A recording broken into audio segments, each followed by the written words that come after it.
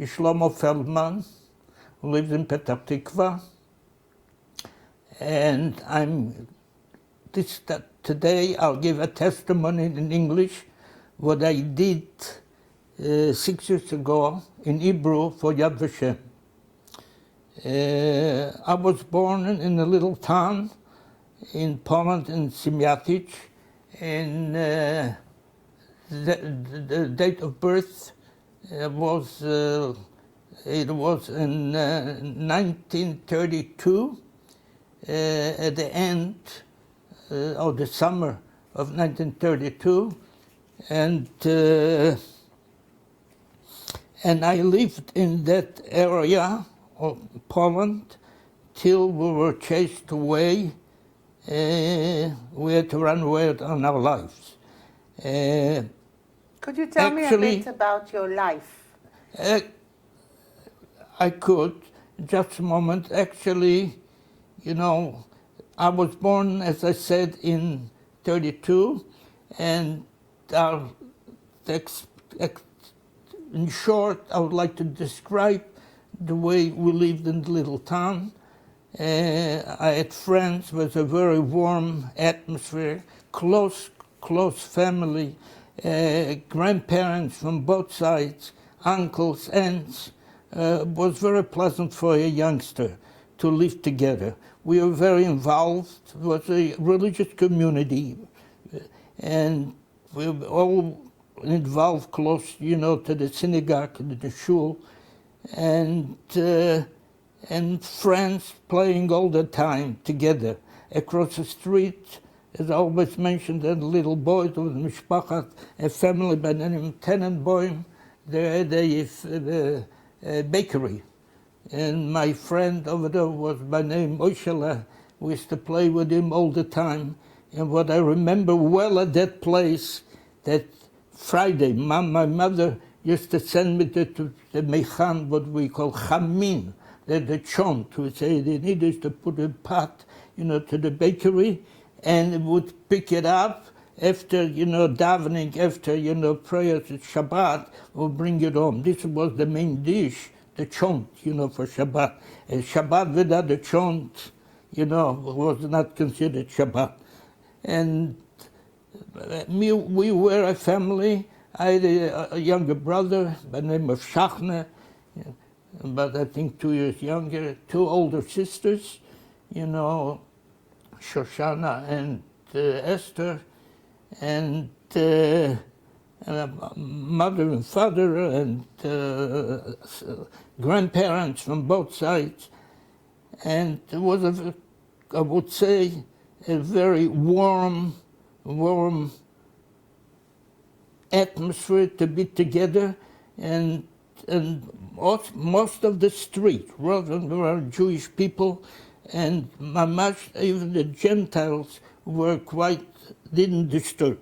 We lived peacefully all the time. Can my father... Can I ask you, when you look back, what was the uniqueness of the community you grew up in? What was, when you look today back? What unique, I tell you what I remember, actually, there were already, like, take my mother's side. My mother's side was a very religious family. All the Savta, particularly Chayesura, her main goal in life was to see all the kids and the grandchildren Talmidei Chachamim, to see them learn in yeshivot. From my father's side, you know, there were already more of, like my father's 2 brothers. One of them made Aliyah before First World War to Israel, you know, were involved, or Noah, you know, and as a matter of fact, even the other uncle, in 1935, he served even in the Polish army. Yeah. So we had, was like a mixed Zionut and Yahadut, you know, that did go together. We lived peacefully. There was Hebrew schools, Talmud, that my older sisters attended. I didn't manage to because when I reached 7 years old, which was in 39, the war already broke out, and it was conquered by the Germans, and then we had the Russian army in control. So I didn't attend any schools. I did go what we call a cheder. Next door to me, next door to the house was a Rav. Oh, come back to me. The name, Rav. I used to go to his cheder. That's across the street, you know. And what did we learn? We could limud Torah, Mishnayot, and קצת Hebrew. And this is everything what I tend. I love to learn, but I was very limited because of the age, and I couldn't get into any schools. I was too young. But I do remember well, you know. רק שנייה. בסדר. Okay. I would say, or maybe I should start in 1939, when the war broke out. What do you remember from the day when, on the 1st of September 39, when the war broke? What I do remember, I remember one episode that I was it was Shabbat. I was with my father and brother at shul, in our shul. My grandfather, Yitzchak, was also there. We all davened in the same shul. Suddenly, the Germans, or it was just the beginning, they just came in, attacked. Didn't take too long. Overnight, they were in town. They took over the whole town. We were in the middle of davening, and suddenly a German officer, you know, came in with his boots and helmet and everything, and came and looked at us at the Baltfila, and looking at the way we daven, looked at all of us, and just observed, didn't say a word, and just walked out. My father didn't take any chances. Remember, he said, if they came in, who knows what might happen later. I remember he took me, opened up the window, and my younger brother through the window outside, and he jumped out to the window, and in the back door we rushed somehow to get back to the house. You know, they shouldn't be caught by any German soldiers. And the street was full of armor. There were no tanks. The only thing that they used a lot were motorcycles, you know. And the whole street was full with German soldiers. You know, we managed to get to the house, closed the door, and we waited. Baruch Hashem, nobody came, nobody bothered, but in other shuls, they did what later on we found out they attacked, they shot, they killed, you know, right in the beginning. Did it come as a big surprise, or did your father, you're quite young at the time, yeah. Did your father know something that was it a surprise? We weren't surprised when it was attacked.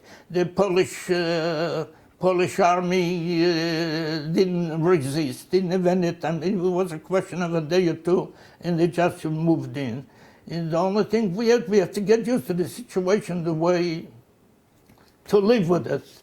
And actually what happened, the Germans didn't remain too long. There was a question of a week or two, I don't remember the exact date.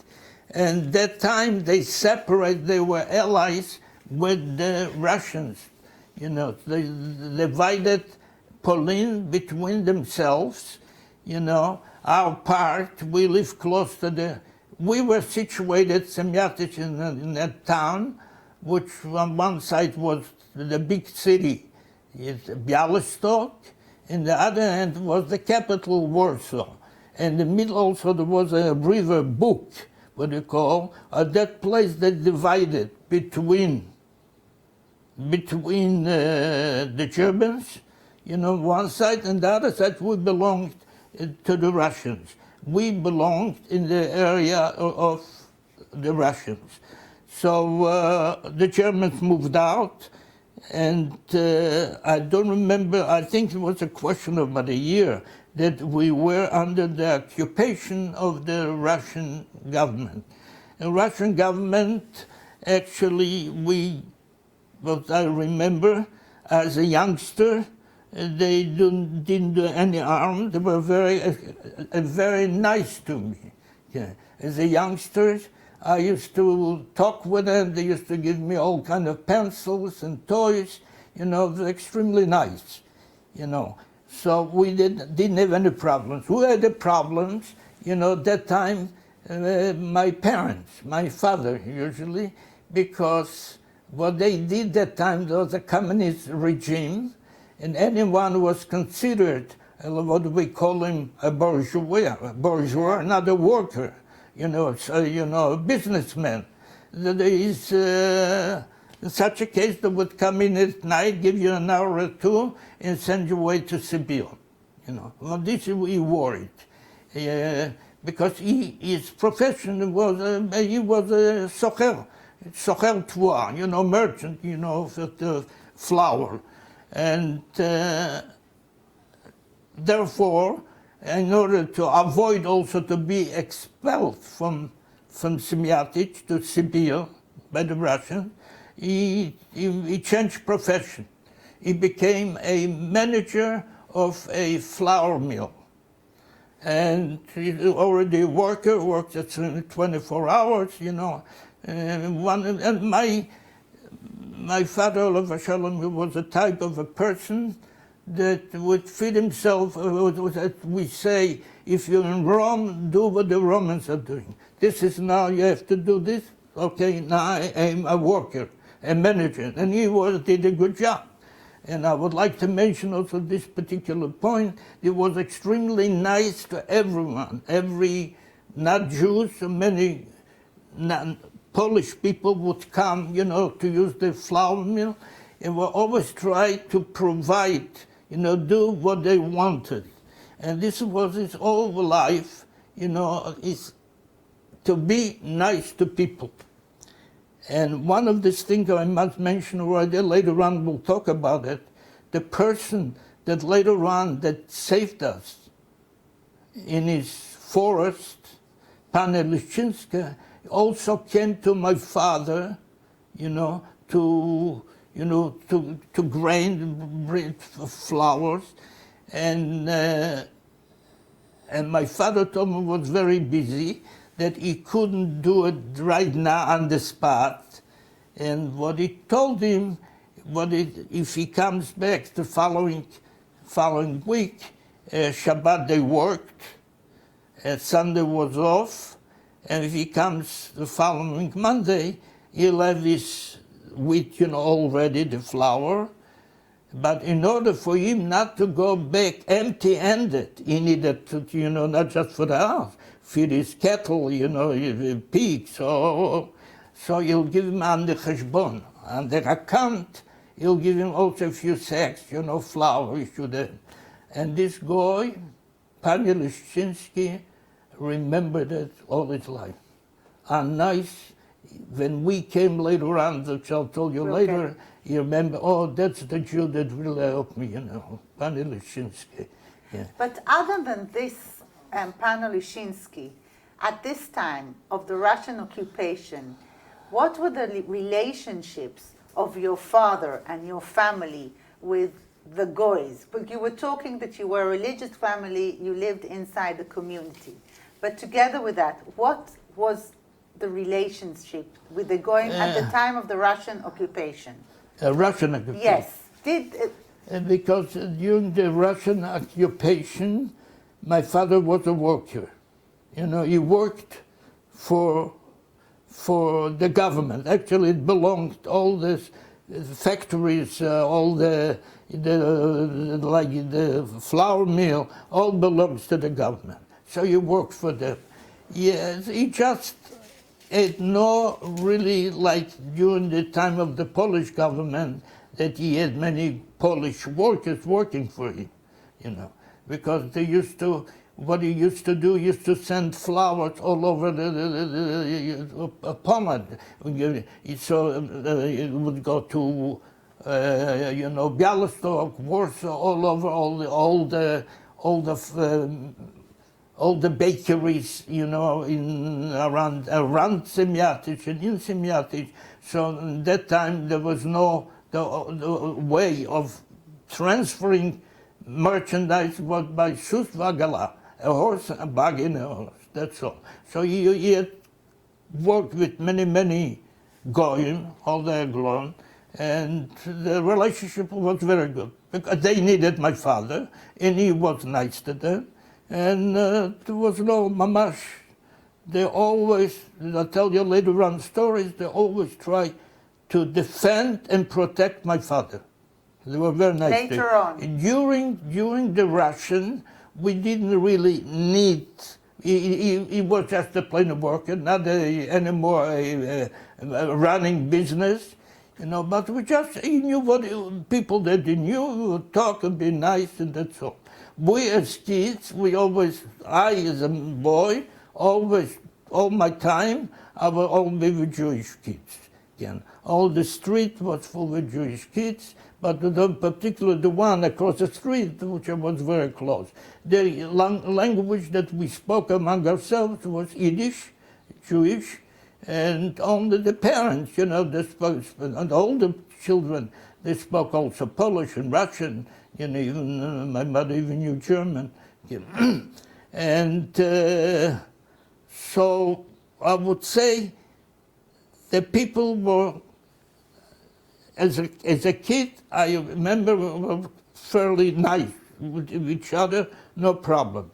As a matter of fact, my older sister, Esther, you know, she, many times, if somebody wouldn't be so nice, you know, and a gentle child, she would eat back, you know. And she would also, if necessary, even throw some rocks. You know, she was always a fighter, that Esther, you know. My father used to tell her not to fight with kids, you know, but she didn't have the personality she wasn't of your like father. me. If it was some of me or my brother, visit somebody, you know, that it's a little dangerous, stay away. So we moved away. You were talking about that there were cases that the Russians deported to Siberia, the bourgeois, the people that had business. Yes. Did anyone from your family? No, family not, family but deported? people from town.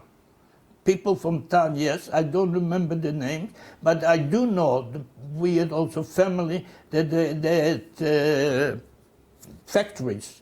You know, the rich people. As a matter of fact, they left, even when the Russian came, they left with the Germans, went to the other side, not to be under Russian rule. But in your family, the 2 years that the Russians were... My family, I don't recall of anyone that it was sent to Siberia, you know. And at that time, when the Russians entered the town, were there Jewish refugees that came into the town from Poland or Germany that came to the Russian part? No, that time I don't recall refugees. This was much later. This was after 1941, what we call the Blitzkrieg, when the Germans attacked the Russians.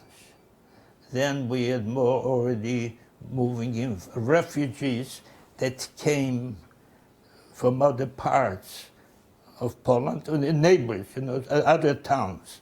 But at the time of the Russians, you know, until 41, as far as I recall, we didn't, there were no mamash, I don't recall of any Jewish refugees from around. And at the time of the Russians, do the Jewish community organizations like the synagogue go on as they were before the war? You know, they were very much against religion and Judaism, and the day school that was the Talmud just definitely didn't teach anymore, not Hebrew, you know, not Judaism. That was forbidden. And the shuls, they didn't close, but there wasn't an activity. There was no active, you know.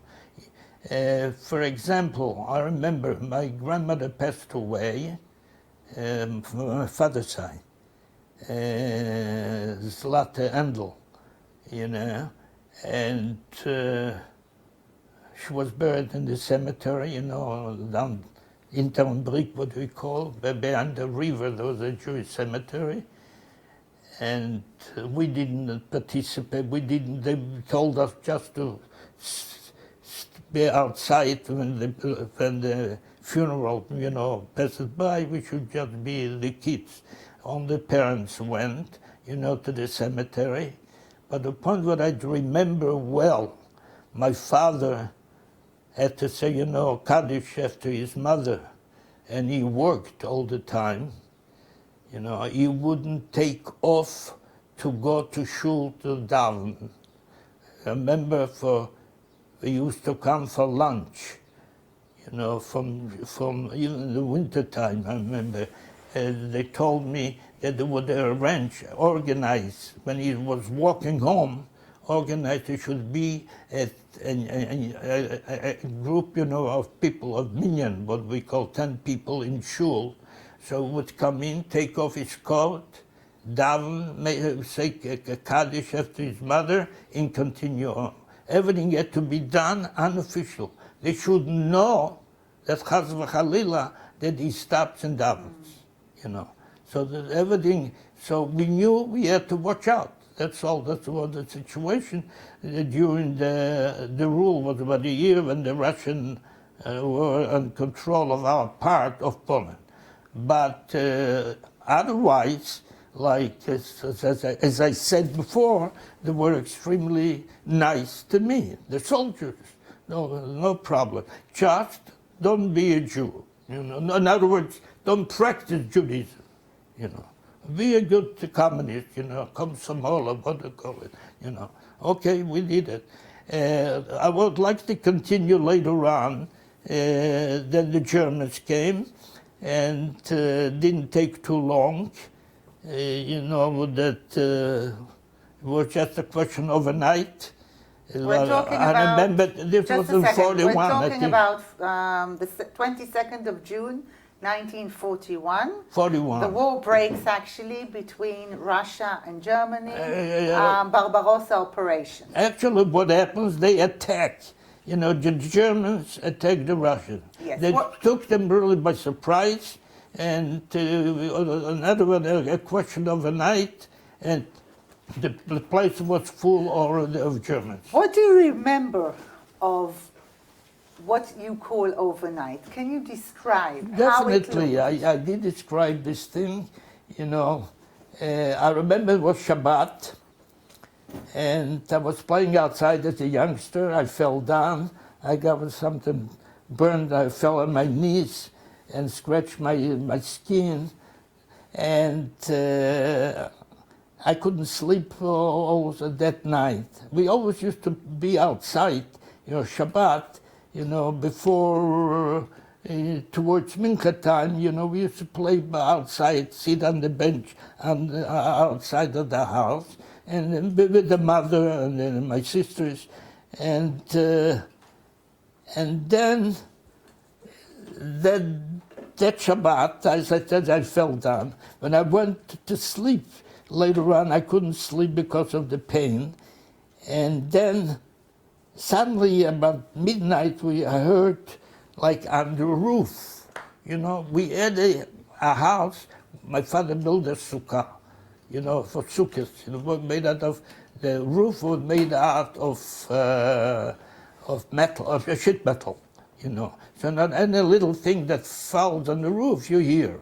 So I heard a lot of noise on the roof. There was a sukkah, and what we call an opening, what we call that a fligel, you know, a wing would open up to put the schach, you know, make it kasher. And I heard a lot of noise, you know. So I went and called, woke my father. So he says, no, don't worry, it's all maneuvers.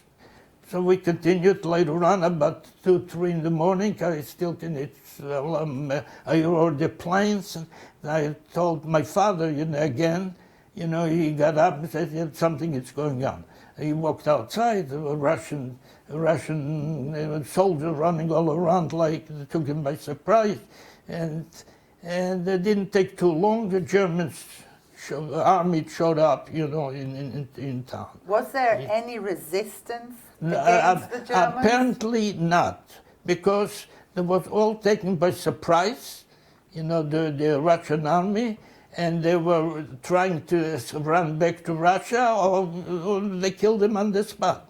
You know, they tried to get, there were bunkers, you know, for the Russians, but I guess it didn't help them too much. They mamash slaughtered most of them. Were there a lot of bombings? Actually, no. It was just there was a short time, didn't take too long, but the army, the German army appeared, was in town right away. Didn't take too long. So how does... So then the day there was shooting, you know, bombing, all the street burned down. So our house was destroyed. Our house was destroyed, so where do we go? We went to my grandparents, my mother's side, Chaisur and Chaim. So we left our street, our house, and we walked along the walls, I remember, towards, it was a little out of town, and towards my grandparents, and then we remained all until we got into the ghetto later on. But before the ghetto, I want to understand something. You go to your grandparents because you're afraid of, because you want to escape the bombs? No, or is it for another? The house was destroyed. The house was the whole street burned down. I forgot the name of the street. I have to ask my sister. She knows. You know, everything burned down. So we just... How many people do you go, how many brothers and sisters are you that you go? My 2 sisters, the older one Esther, and the younger one Shoshana, and my younger brother Shachne, and we were 4 children. There was another one above me, Shifra, who died at the age of 7, you know.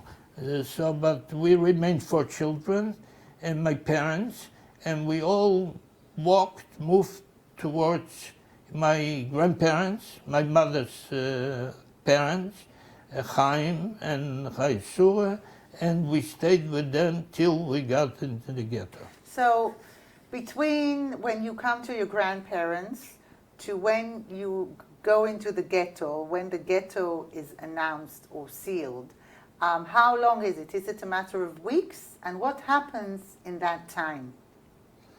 And were there all kinds of decrees against the Jewish people? Definitely, Did it start? Definitely. It wasn't a long time, but every time there were new, what we call gzeirot against the Jews. You know, you were not allowed to, there were only certain hours during the day you were allowed to be outside. Then you had to put a yellow plaque, you know, put a round one we used to have in the back and the front. Every Jew, to identify him as a Jew, so you had to put in a patch, what do you call it, a yellow round, not a Magen David, a round yellow patch in the back and the front, you know. And this is one. And as I said, limited the time you were allowed to be. You couldn't be all day outside. That's it. And in the short time, also you have to something to eat. They knew you have to give them something to eat. So they arranged what we call rations. You know, you stay for each family. They start to organize like a Jewish, like a Judenreich. They should handle the committee, a Jewish committee. You know, for just to take care of the Jews. So each family got, you know, some cards, a number of children, and used to go, the hours that we were allowed to be outside, used to go and stand in line and to get some piece of bread and some, remember, milk and eggs sometimes, you know, all this. We used to go every day or a few days a week, I don't remember, and stand in line and bring something to eat. And this I always tell the story, that there was one German, that we called him Rudolf, and he had a very vicious dog, you know, and he used to also always, you know, used to point out to us to the dog, Jude, and he used to jump in. We were scared. I was scared. I just heard the name Rudolf, I would drop everything and run away. And Food-wise, you're talking about the rations, but food-wise, did you feel the difference already now that after the Barbarossa operation between the food you were given to what you were given in the Russian time? Was there already this feeling of... There was a big difference because we knew that every so often there were new restrictions, more and more, and we knew right in the beginning that the goal of the regime, of the German, is to get rid of all of us.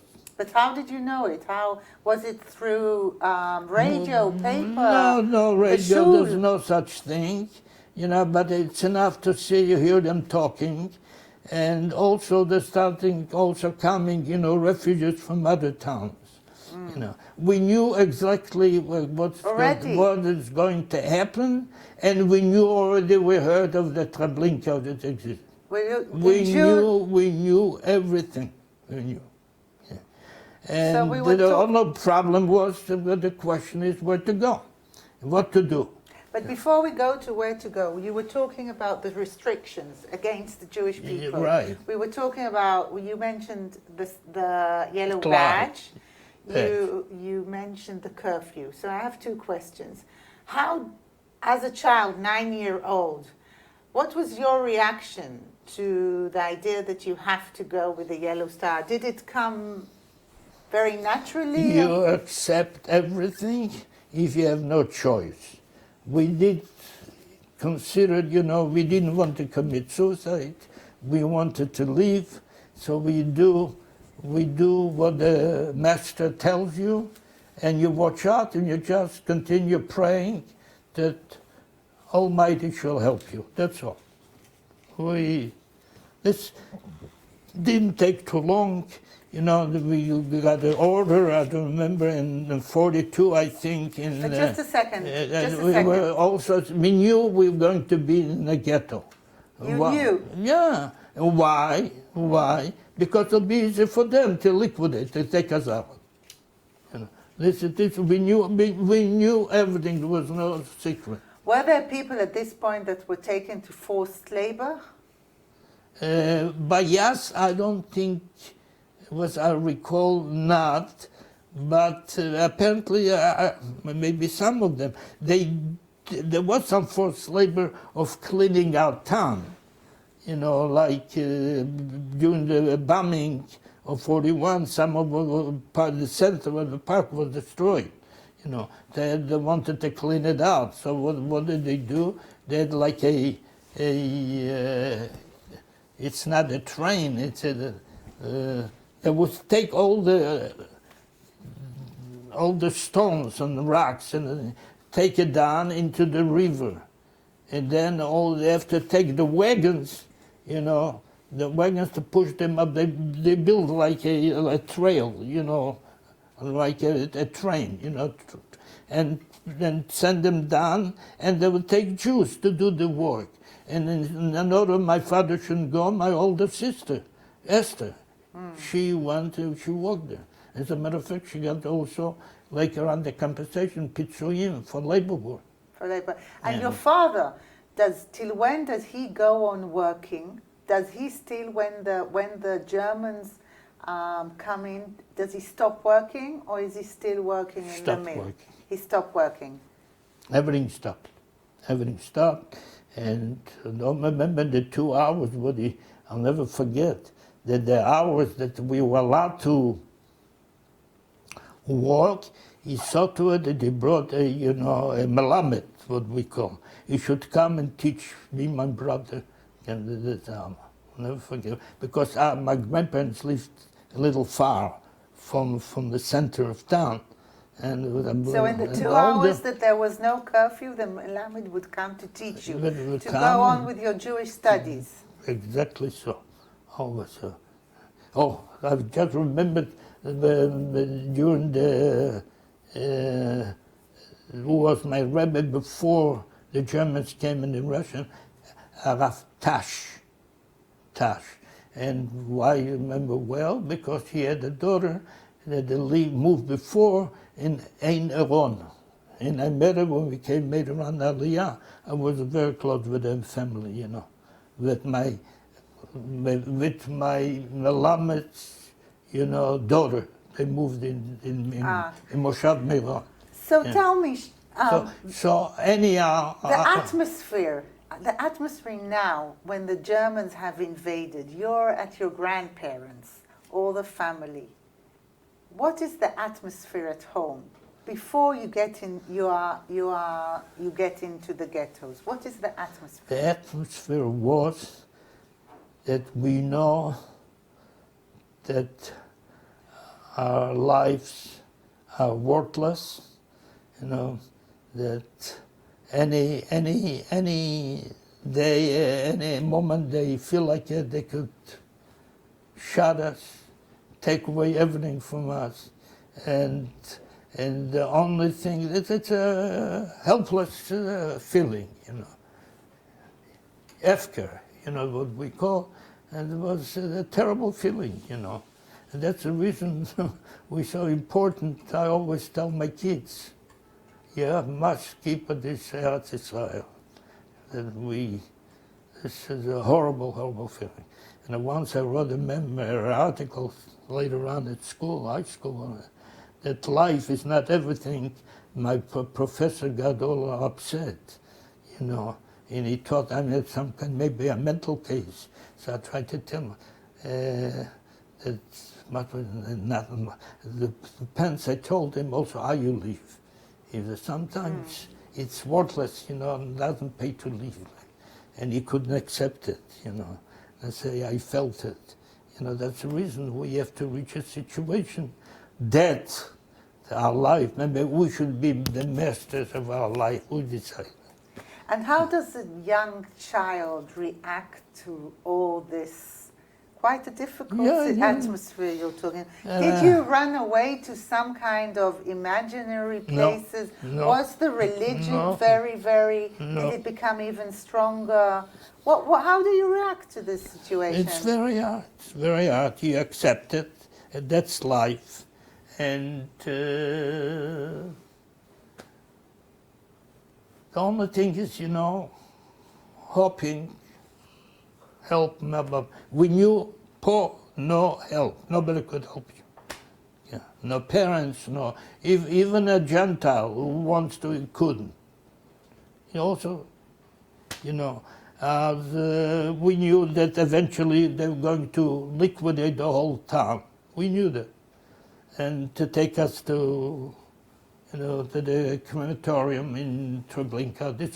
This was the closest to our town. And 42, and I think it was October, the 8th month. The order was everybody, they created a ghetto and the 2 streets, and they moved all the Jews, Where was the ghetto? In what part of Siemiatycze? As a part of Siemiatycze, as I recall, there was a center part, not far was the police station, this was our shul, there was a big park over there, and then was down street, go down towards the river. Interenbrück, they called it. You go down, and there was a river, you crossed it, and then later on was the area of lower, part of the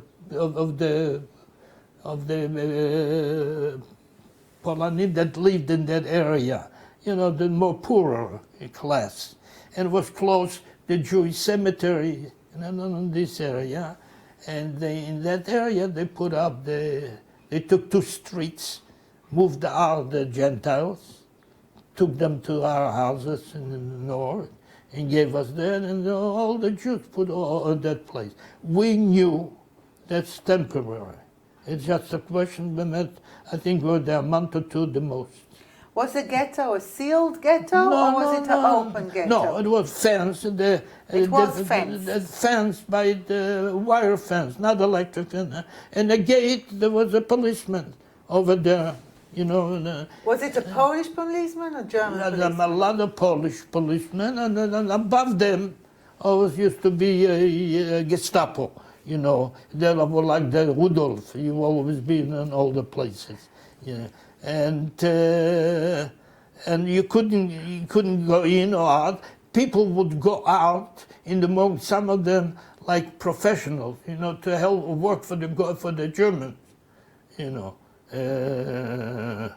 Did your father, was your father? No, my father wasn't. My father had something else. There was a question also of hunger. People was starving. It was not enough food. What do you do? And it was extremely crowded. But we all got together, chamulot, together. Where did you live in the ghetto? I lived in one room, 2 rooms, with my grandfather, my grandmother Chaisura died before we went into the ghetto, so we buried her in the cemetery, Chaisura, and with her I wanted to tell a story, and then in short, because she was a very religious woman, but she was blonde, she looked like a Gentile woman, and she lived many years in the villages. She spoke a perfect Polish and Russian and everything, and we were so hungry, she decided to go and bring some food for the kids. What time was that? This was the time before we got into the ghetto, and but German. And what she did, she put we used to call it in Yiddish tzaif, or no Yiddish fatschele, A scarf, kind of a scarf. Cover herself, her head, and took off the lights, the yellow, and she walked to a village. And she was so courageous. But didn't they know her? They knew her. Listen, what happened? But many of Gentiles that they knew her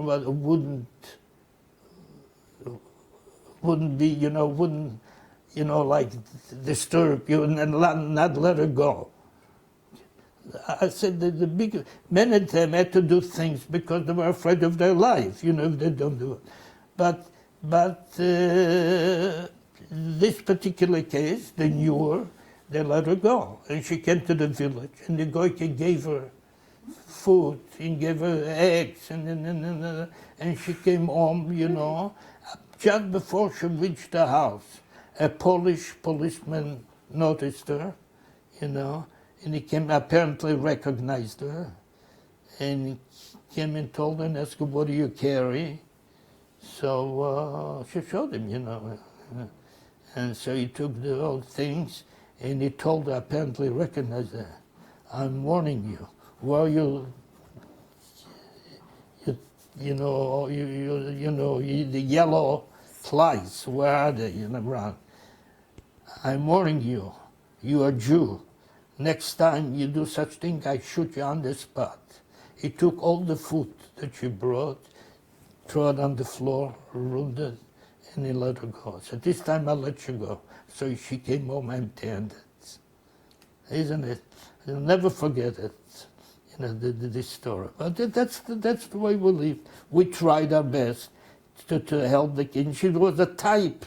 You know, she was a big house, backyard. She had a cow. She had a backyard. She grew up potatoes. She grew everything. She was very. And if you have a cow, you have milk. You have milk. You have all the cheese. It's very handy. You have very. But one of and pious, Hasidei Gur. She was Hasidei Gur. And the one, the Rebbe from Gur would ever come before the war to our area, always used to stay by her. And another thing I remember, every Rebbe would come, should schlep me, you know, for a brocha, should bless me, you know, or give me a kameya, what they call, I should become a tzaddik, you know. So this was my grandparents, you know. As anyhow, who gave you food at the time? At the time of the ghetto, how do you have food? Okay, Is we it got still the again same rations? with something rations, and my father, he managed to get the permission to the horse and buggy, because he knew there was one very well, you know, that he was in business with, Panelupko, and his brother became he became the mayor of Siemiatycze, his brother, you know, and he loved very much my father. So through his brother, the mayor, they managed to get my father a horse and buggy and permission that he could go in and out of the ghetto. So to bring, you know, try to do some business, you know, but the most important, the reason for it, you should be able to smuggle in, you know, always be beneath, you know, something, the wagon to bring flour, to bring, you know, something to eat, you know, and this was Mamash's job. He did it a lot of time, you know, a few months that he had. And I remember there was one, he always tells the story, I forgot the name of the guy. He was in charge of the police in that area. And he was a very rough, you know, man. And it would cause a lot of troubles to the Jews. And my father went, you know, past his house and dropped off a few, you know, some sacks of flour and just dropped it off and disappeared, you know, like bribery, you know. And so he called once when my father got in, and he says, as he told my father, oh, Binyumko, that's the way Binyamin, they used to go, Binyumko, you're such a smart Jew, you know, I didn't catch you yet with anything. And how come you give me? So I told him, I remember my father, my father told him, if you catch me, it's already too late. So I have to give you before. In other words, I have to bribe you before, you know, when I come, you don't check my wagon. And that's the way he acted all the time, that when we get there for a short time. Then... What did you do at that time? What did you do? You're a child. Yeah, sure. You know, do nothing. We walk around, you know, like I did even before the ghetto. It was, no, that's the reason we didn't do a thing. You just watched out. You know, the thing, before we got into the ghetto, I went with my sister to get the rations, you know, and we were on the way back, and suddenly she said, oh, Rudolph, with the dog is coming. I just heard that name, I dropped everything and I ran away. And I left her alone. And she always used to tell me, "Oh, Shlomo, such a pardon." What did today she told me, "Oh, Yeah, Shlomo." you described her as a very strong woman also it's a before. pardon, So she took everything, and walked with her to put her to the house. He didn't do a thing to her. So, but I was a pardon all the time. You mentioned that there were the Polish police and there was the Gestapo also, the Germans. Yeah. As a child, who were more frightening for you? No, I wouldn't even get to the to the place. I had no reason. I never went out of the ghetto. I got in and that's it. The only one who was to go out was my father, and we all were inside. And there was also there was like two entrances, two streets. One side from my mother's side, with my grandfather. We lived together, Chaim. And the other street was my father's side, Saba Yitzchok, But I would never go, you saw the picture, the Polish soldier. While we were in ghetto, I never saw my other side of the family, my father's side, my grandfather. Couldn't go. We couldn't pay. So anyhow, what I want to say that we knew that time is short. One more little thing in the ghetto. The amazing thing, even though we're so crowded in everything, but we always find a place to make a synagogue, a shul. Lo yuma, So I remember later on they told me, I didn't remember what holiday it was. They told me later on, Mr. told me that it was the second day of Rosh Hashanah. We all, my brother, my father, we went to shul to daven. It's like a little hut outside, and it was a big empty lot outside, in the ghetto. And we davened there.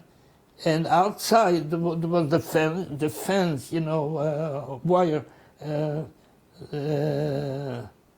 There's a lower fence, and above there was the ground was higher, it's a higher level, and the goyim lived outside the fence. We saw them, all the the women and the men, the kids, above. It was a barber, a fence, and above you saw all the people, it was all open, So we were in shul, and suddenly a Gestapo came in, the way with the helmet and the boots, the big boots, looked around and said, "So the Baltfila listened to his tefillah," and gave an order, everybody outside, on the empty lot. Okay, you don't question anything, that's the order. We all on the outside, stand in line, outside, and we were sure that's it. And he looked around and checked and then gave an order, everybody goes home, release. And we went, so it didn't explain nothing. We started thinking, probably it's a trial. When time comes, they want to liquidate the whole ghetto. What will be our reaction or something like that? That's what we thought later. So, okay, we went back. It didn't take too long since then, till the ghetto was liquidated. This was the 10th month, Rosh Hashanah, and then I think in November, the 11th month was liquidated, our ghetto. So my father knew all the time that time is very short, and close we're going to liquidate. Where to hide, where to go, there's no place. Every place you go, everybody was against you. So the only thing is you try to run. To leave, that's all. Where to go, you don't know. There were no plans, Nikuda. What to do. So the only thing we wanted to know exactly what is going to be denied. How do you find it when it's going? Nobody's going to tell you that. But there was a lot of movement, for police, Polish police, German army, a lot of movement around. So he suspected my father, something is going on here. So he said, what do we do? How do we find out when is the... Us gave an order to the kids. Everybody makes him, packs himself a little, a little package, a suitcase, a little one. You go to sleep, you go not undressed. Oh, you sleep with clothes, with everything around. And if I come and say that's it, everybody runs towards the fence. But later on, he told us what happened. He suggested to the Judenreich. My father was was active in the community, even though he wasn't Judenreich, but he was close. He knew everybody. And he suggested there's a Jew that every morning goes out to work for the Germans. Let's send him, he suspected something very active all around. He wanted to check what's going on. Send him out, let's see. So they sent him, he came to the fence, he wanted to go out, and the German told him to the Heint it's a holiday, like, you don't go, you go back home. My father came back and he said, that's it, we are leaving. So so what was the exact incident that your father decided that this is the time one because has to he saw a lot of movement of soldiers, Polish police all around the ghetto, a lot of army. Then he also sent this worker, they wouldn't let him out. Because this is a holiday. He said, put everything together, and he said, that's probably the day or the night we're going to say, that's it. Then what they did, it would bring, horses and wagons and take us to the train station. It was very close. And the train station would take us to Treblinka. This is what they did with all the community of Siemiatycze. So he gave an order, he told everybody gets up, no questions, take what you have, we're going to the fence. We're not waiting for anyone, everybody. So I remember that this is what Tzipora, we call the Fegele. Our family, we live together. It's my mother's sister, Shifra. My mother had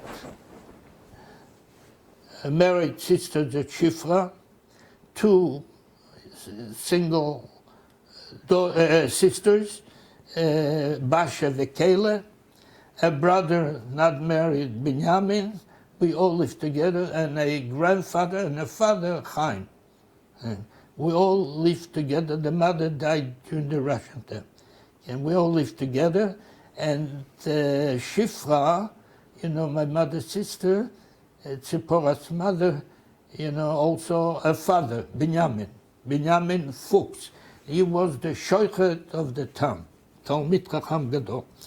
And he told them, so Shifra took Tzipora, wrapped her in a blanket, gave it to her father, to her husband, gave it to her husband, to Binyamin, and told her in a fegele, go with my father to the fair, I'm following you.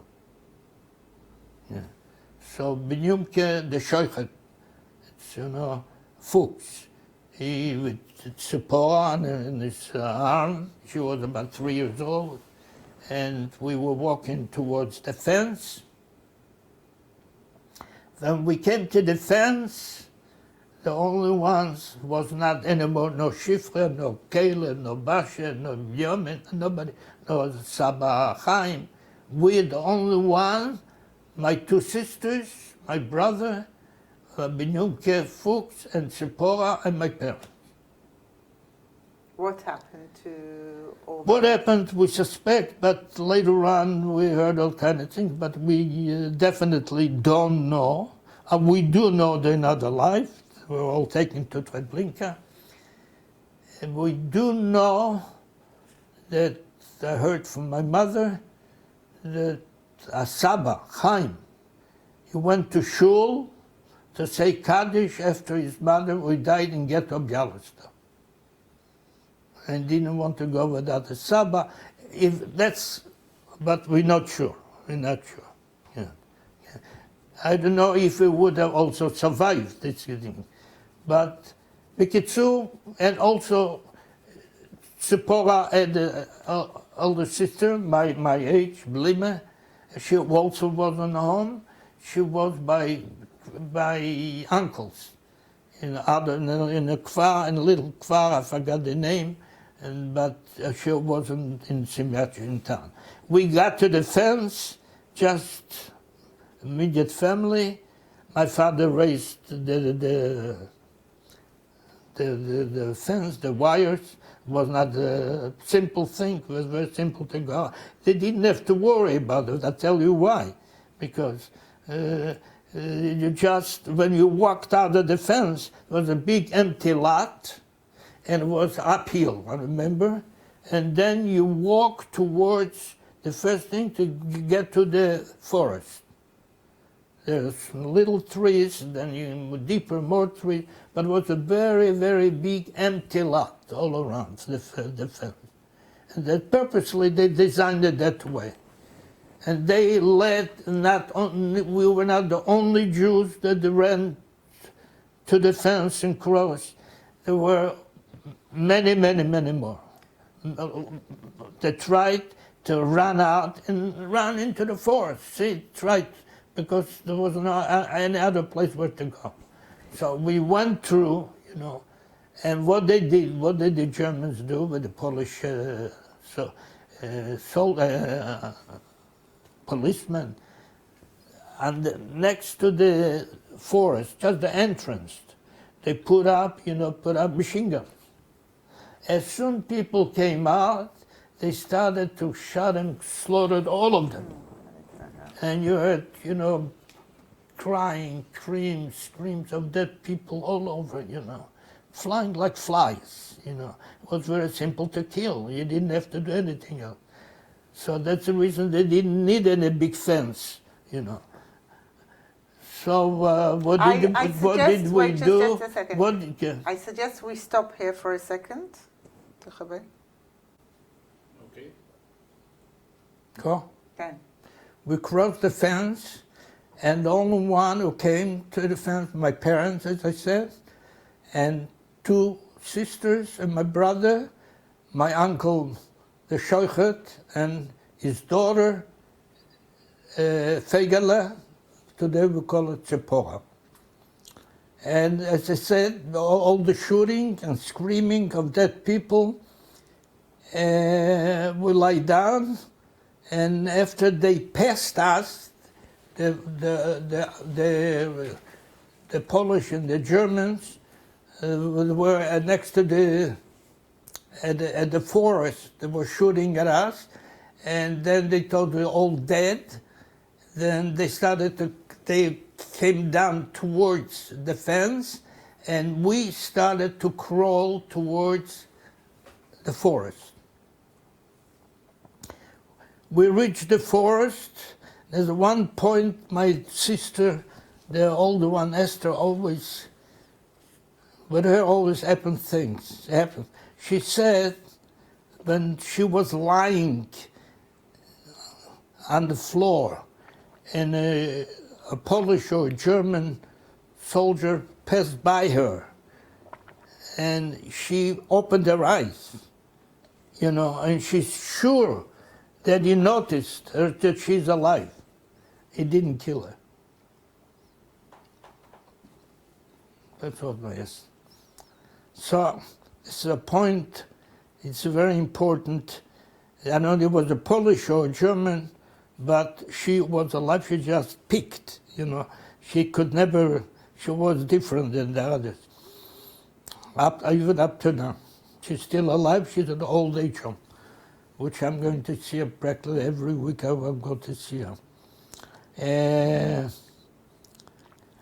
Okay, we got to the forest, and then what's now? The next, what do we do, Allah? What do we do from now on? Where do we go? We knew a lot that it was almost at the end, you know, of this. It was a nice day, sunny day. The sun was out. It was already the end of the year. I think around November, something like that. And what do we do? We knew that they would probably come and look for us in the forest. So we were hiding by benches, you know, beneath. We were hiding and tried to not to be seen. We saw from far, you know, goikes, you know, they were picking mushrooms or picking yagodes, what they call in the forest. And then not from the other side, I saw there was a shepherd, a young fellow with cows and sheep and pigs, you know, how much I envied him. And I told him, I wish I could be like him. As a matter of fact, I remember he took out a bowl of soup and he ate, and I was ready to join him, but I was afraid to approach.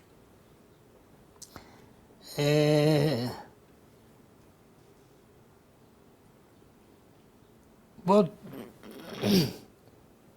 suddenly, there's two things, you know. There's one thing I'll never forget the rest of my life. Not far from the forest, there was a path, you know, horses and buggies would go there, you know, with the farmers from that area. And it was a path, you know, farmers would walk with the cattle also. And we hear a voice of a little boy crying, walk, you know, and cries and cries. And we saw from far a little boy chick, you know, goes and cries. I saw from far, half naked, just he had a red T-shirt, only all the bottom part is all naked, barefooted, walks in that path and cries. So we understood it's a Jewish boy. The parents apparently, an orphan, apparently, parents killed. So we went, I don't remember who, either my father or my mother, we picked him up. We walked to the path, we brought him to us, and my mother hugged him. He stopped crying.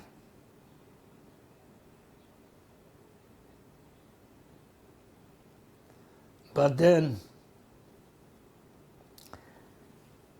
we heard again noises in the forest, and we thought probably when you're walking in the forest, you know, all kind of branches there. When you walk, you hear the noise that breaks the branches and the leaves. We saw two boys came to us. This is the story. There's two Jewish boys. They seemed to me big, but apparently two young boys. I remember even the names, I will never forget it. Bushke ve'Ershel Wiener. My parents knew the mishpucha. He looks at us and tells my father, you have no chance to survive with all the kids.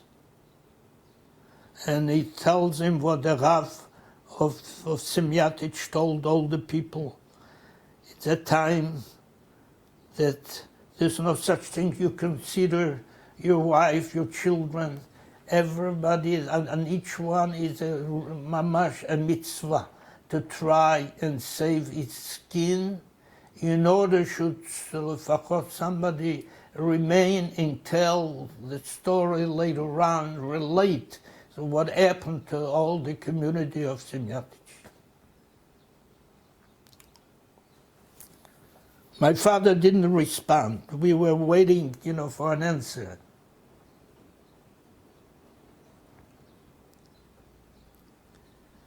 Then my mother approached to him in Yiddish, I remember, and his name is Benjamin, but she called him Benjumke. The Bocherem sind gerecht. The boys are right. Das gehört, was der Ruf hat gesagt. Name ein Kind, take one child, and give me the Bocherem, Zarateven, and try to save yourself, go with the boys, because otherwise you have no choice, you have no chance to survive. There was no response. We were waiting for my father to answer, lo enough, didn't answer.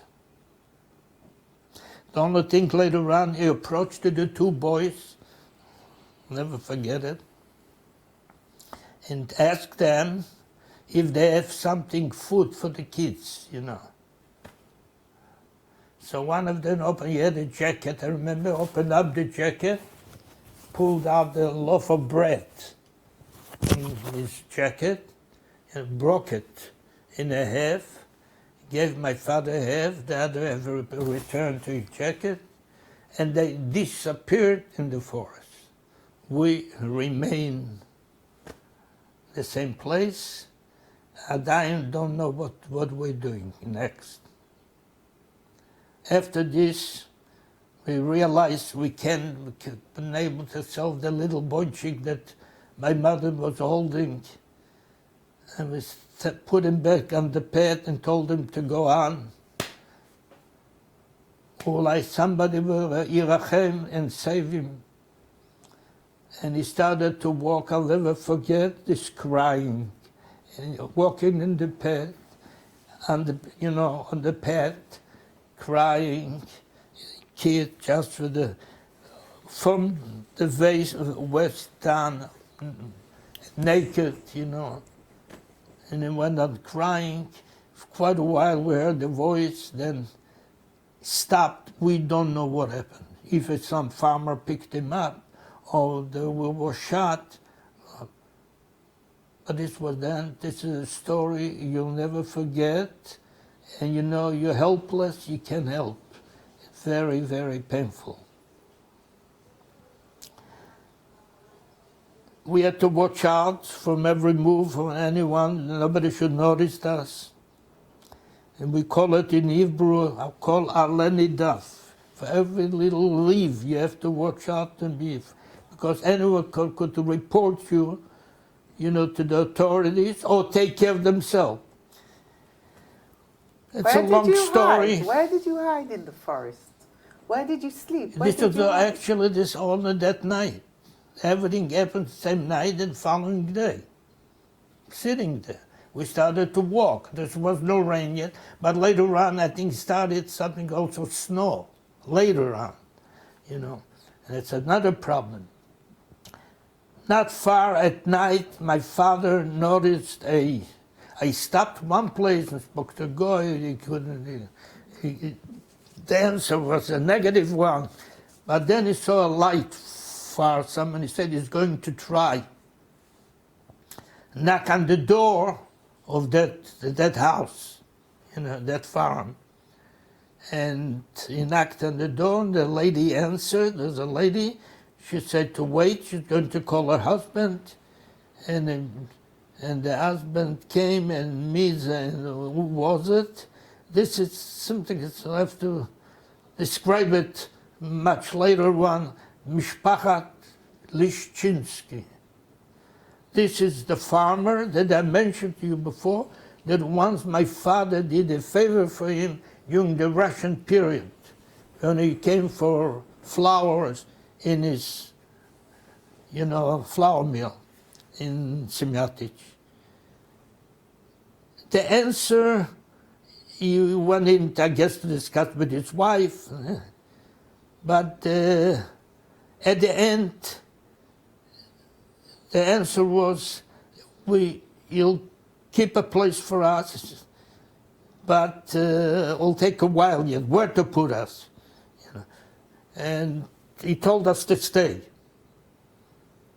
First they put us in his, that first night they put us in, he had next door to him a barn, you know, of cows and pigs and this. He put us on top of it, you know, to stay over there. And then we didn't stay there too long. The place was not, but we call it, the name was Bochanka, and it's a colonia. There were two farmers who lived on that place. All around, you know, was empty land, farm. And there was a pan Lishinsky, and he was by himself a veterinarian, you know, that, what do we call it? That he was a animals, doctor. you know. Yeah.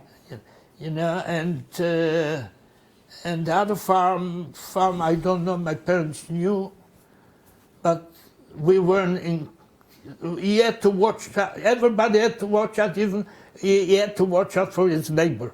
You know, nobody talked about hiding Jews. Was, you know, you commit suicide.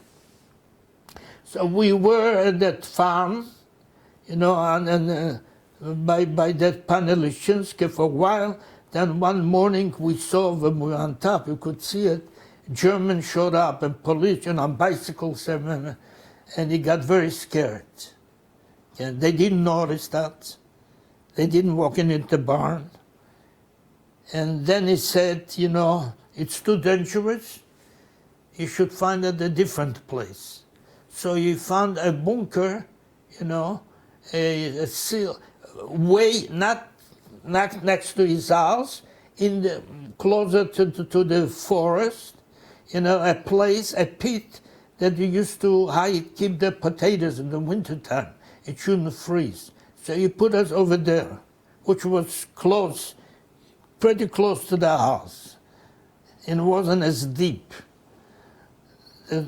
Over there we didn't also stay too long, because again, the Polish police and the Germans, they used to go, they call it in Polonit, Polivania, they used to go to hunt, you know, the animals. And they used to go with their dogs and this, and horses. They were afraid that this place was too close to the house, the pit that they were hiding. Then he moved us again a little farther inside the forest. Also, and it was a larger, you know, pit, you know, and over there, you know, no connection, that he doesn't know a thing about us. We ate, that's the story that I described it already in 6 years ago for Yad Vashem. But why was he willing to do it? Why was this family willing to hide you? Because did they get money out of it? Was it the because if they were caught, it would have very. It's not I don't think that's not a question of, you know. They decided to hide us because they were good people. A good Polish man, a family. Are they Chasidei Umot Olam? They are Chasidei Umot Olam. Yeah. Which I'll show later, you know. As a matter of fact, this also these boys, Stashek, Yanek, and there's another daughter of, I forgot the name, my sister knows. They were very close with her. We were very, and as a son in a different town, he's a priest. and he right away got in touch with him, the father. Were they Protestant? Uh-huh. Were they Protestant? Or No, Protestantism, you know. They were Protestant. Russian, not Catholics, you know. Yeah. And he got right in touch with his son. And his son advised him. The priest, the Gala, you know, saved him. Yeah. And so anyhow, we moved farther inside. We stayed there, and for a long time. How long did you stay in hiding? 22 months, and as I saw somewhere, even say 3 days, till the first Russian soldier showed up in that area. But can you just describe to us what is it to live in this kind of situation? What does it mean to live like that? To live like this, what meant we felt the importance of life. We're not the masters of our life. Our job is to go on and try to do our best to go on living and believe and believe. That's the most important thing. That is the Almighty, that's the way He decided, and we have to continue and pray He should save us. That's what the feeling. And it's what we did. And we never gave it up, and we'll still continue that way. The life in that seal bunker was for such a long time. Just picture it, imagine to be such a long, no showers, just some grass, not grass, even some straw. We sleep. And once they exchange, but there's so many lice and all kind of crawling stuff, you know. To live like this for such a long time, and food. What do you do with food? That Pane Lyshinsky would prepare when he would go to feed his animals. He would always take a pot of potatoes and some soup and put next to a tree, not far. It was my father's job to go out every night, or the other night, this I don't remember, and bring it to us, to the house. That's one. Then we were always hungry, starving. And another thing, you have to go, there's one open place. You have to go to the bathroom, washroom. We are 8 people, in other words, 3 adults, 4 children and a baby. All open. How do you go to the washroom? So the place was covered with branches, on the trees. It looked like natural. It shouldn't be noticed as something unique. There was only one place you could pick up the branches, and get out. It was just like a hole at the entrance.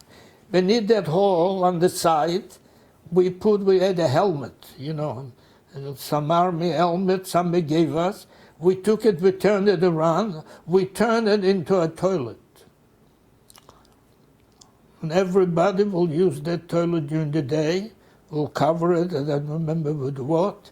At night, every night, my father would pick up the toilet, that helmet, and take it outside, pour it out, also pour it, make sure, it's far from the bunker where we're hiding, and also particularly if there's snow, not be noticeable. Also cover it, also the smell, because people were always walking around in the forest. You never know. We had to be careful, watch it out. Every night do such a thing, and then go and bring the food the Pane Lyshinsky prepared. This is something over 2 years, almost 2 years. It's hard to grasp it. Yeah. But that's the way we lived. We, life-wise, became I remember myself, I used to be able to pray, read. They reached a point that I even forgot how to pray, how to daven. My uncle, that's Zipporah's father, Binyumke, used to work with me, teach me Chumash, teach me, try, remind, even I should be able to read, because I guess it's because of the physical conditions, no movement, all the time, sitting in a pit like this. So also affected you mentally. But somehow miracles happened. Then another story I would like to tell. Hungry we were all the time. As a matter of fact, I remember the worst that suffered the most was Zipporah. At even that time, we were hungry. We would bring us the potatoes, with the peels, like you prepare for the cows and the pigs, and we would peel off the peels. After the kach, we were hungry, we couldn't eat the peels. The Zipporah, and we used to put it aside, and my father would go out and throw it out. We had to watch out that Fegele, she would manage to get to the pills and eat the pill. How hungry she was. And she was always, her belly was puffed up, and she was always hungry. Little kid, 3 years old. It's hard and to keep quiet, and not to talk, and not to scream. So another story I want to tell what happened. About a year later, in the pit, they were discovered by two Gentiles, hoodlums, mamash hoodlums, and I described it. They came and they discovered our pit, that we were hiding, and they wanted simply money. There's a book that I had over there, I'll show, that was written. Could I go and take we'll them? do it in the end. No, I'll show it.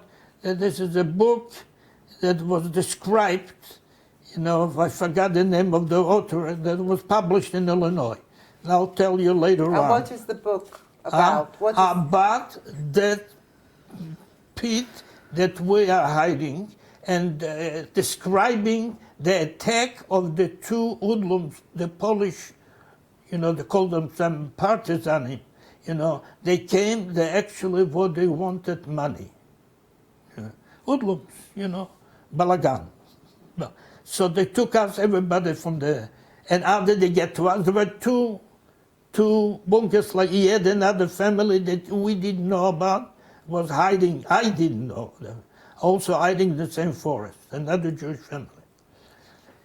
And they wrote later on the book describing, I think they call it Friends in the forest or something. You'll see the chapter. That chapter I sent to Zipporah, Zipporah or her daughter. I sent it to Chicago after I got it from my son.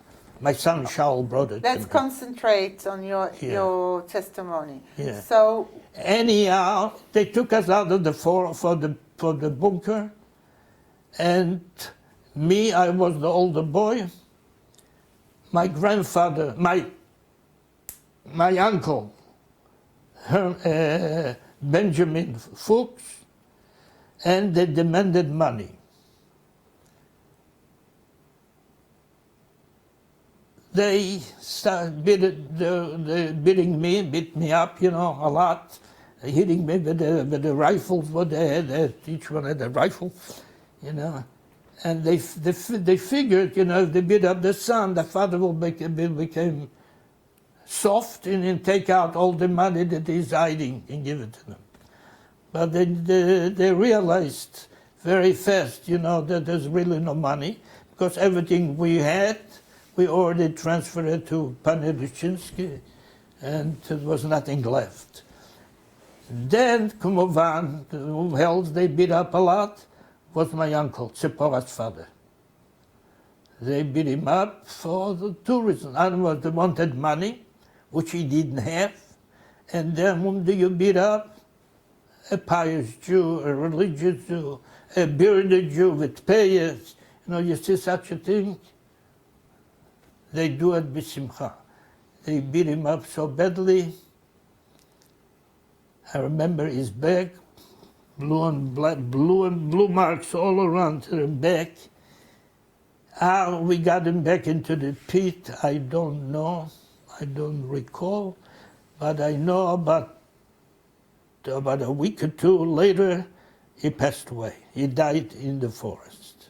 So Tzipora Tzipora's stays father. with you? Tzipora was with From us. then on she's with you and under your... She's all the time Yeah, with but us. till now she had her father with her. And Yeah, the now father was there, but actually- she was with us. We were close. We were one pit. One sitting next to the other. You know, there's no separation, no walls, and we lived together. So I remember it's so painful to remember. At night, we couldn't bury him right away because the ground was frozen, full with snow. Beside it was all frozen. And bed, the question is to start digging. They'll see somebody, if he passes around, police or Germans, will see somebody, somebody was around here, you know. They'll try to search already. And they walk with their dogs and didn't to find out. So, B'kitzur, he was with us about a week or two in the forest, dead, in the bunker. Yeah. And Tzipora, little Tzipora, was lying next to her dead father, and she thought he's asleep. She would try to talk to him and play with him.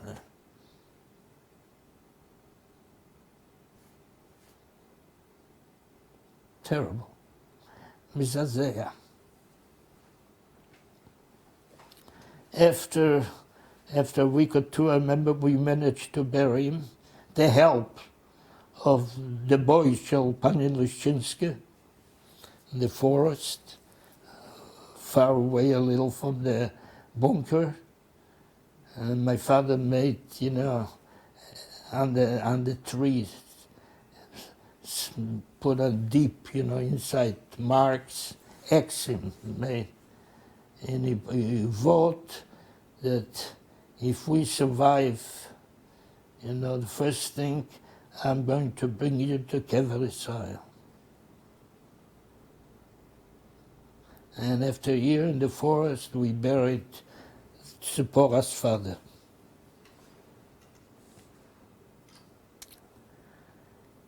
Ken was very, very hard. And then later on, we continued, my mother took care of Tzipora all the time. Yeah.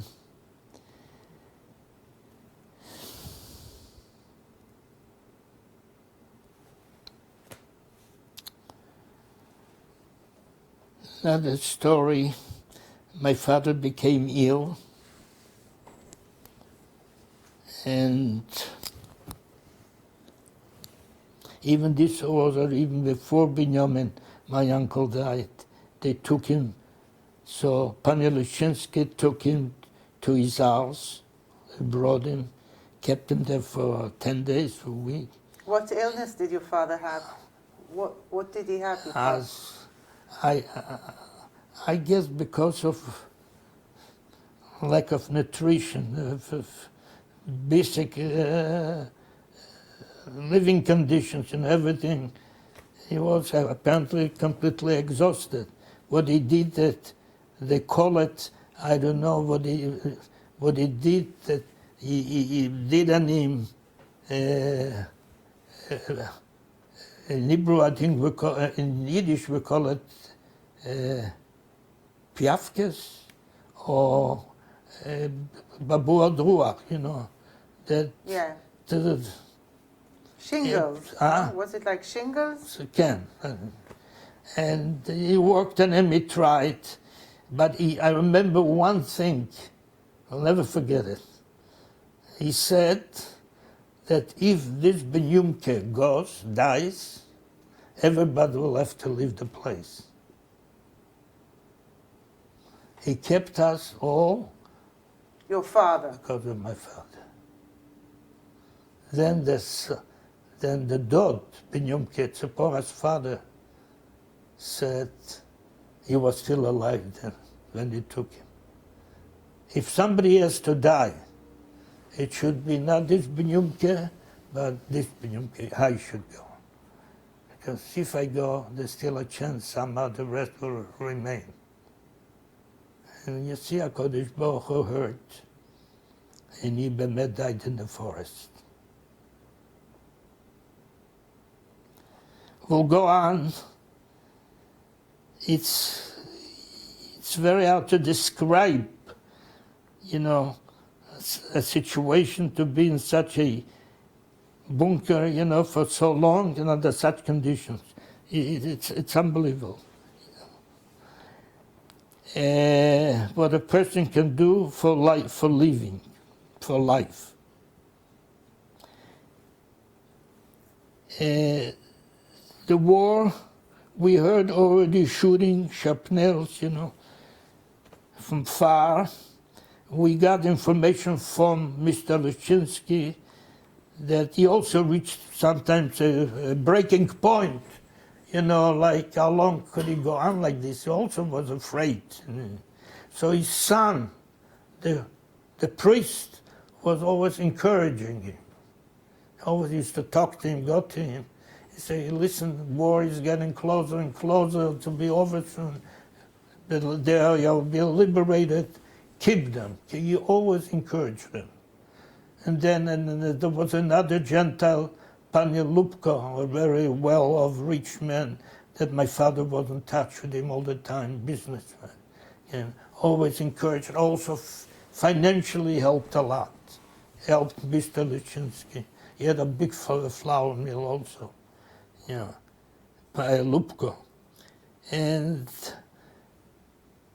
And so he kept us till, when did I say they came in 44, right? Suddenly we saw a Russian soldier showed up in our area. We could look throughout and see, on a horse. He came down, he noticed our bunker. And he came and he looked down at where we used to go, He moved the branches. The only thing I remember what he did, he crossed himself. He couldn't believe what he saw. What he saw. Ghosts.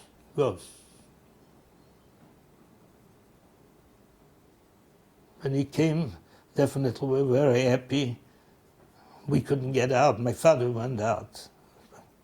We couldn't move, sit for so long, one place. The worst thing was my mother, and since then she suffered all the time with her. She couldn't walk, she couldn't, stand up. A lot of pain.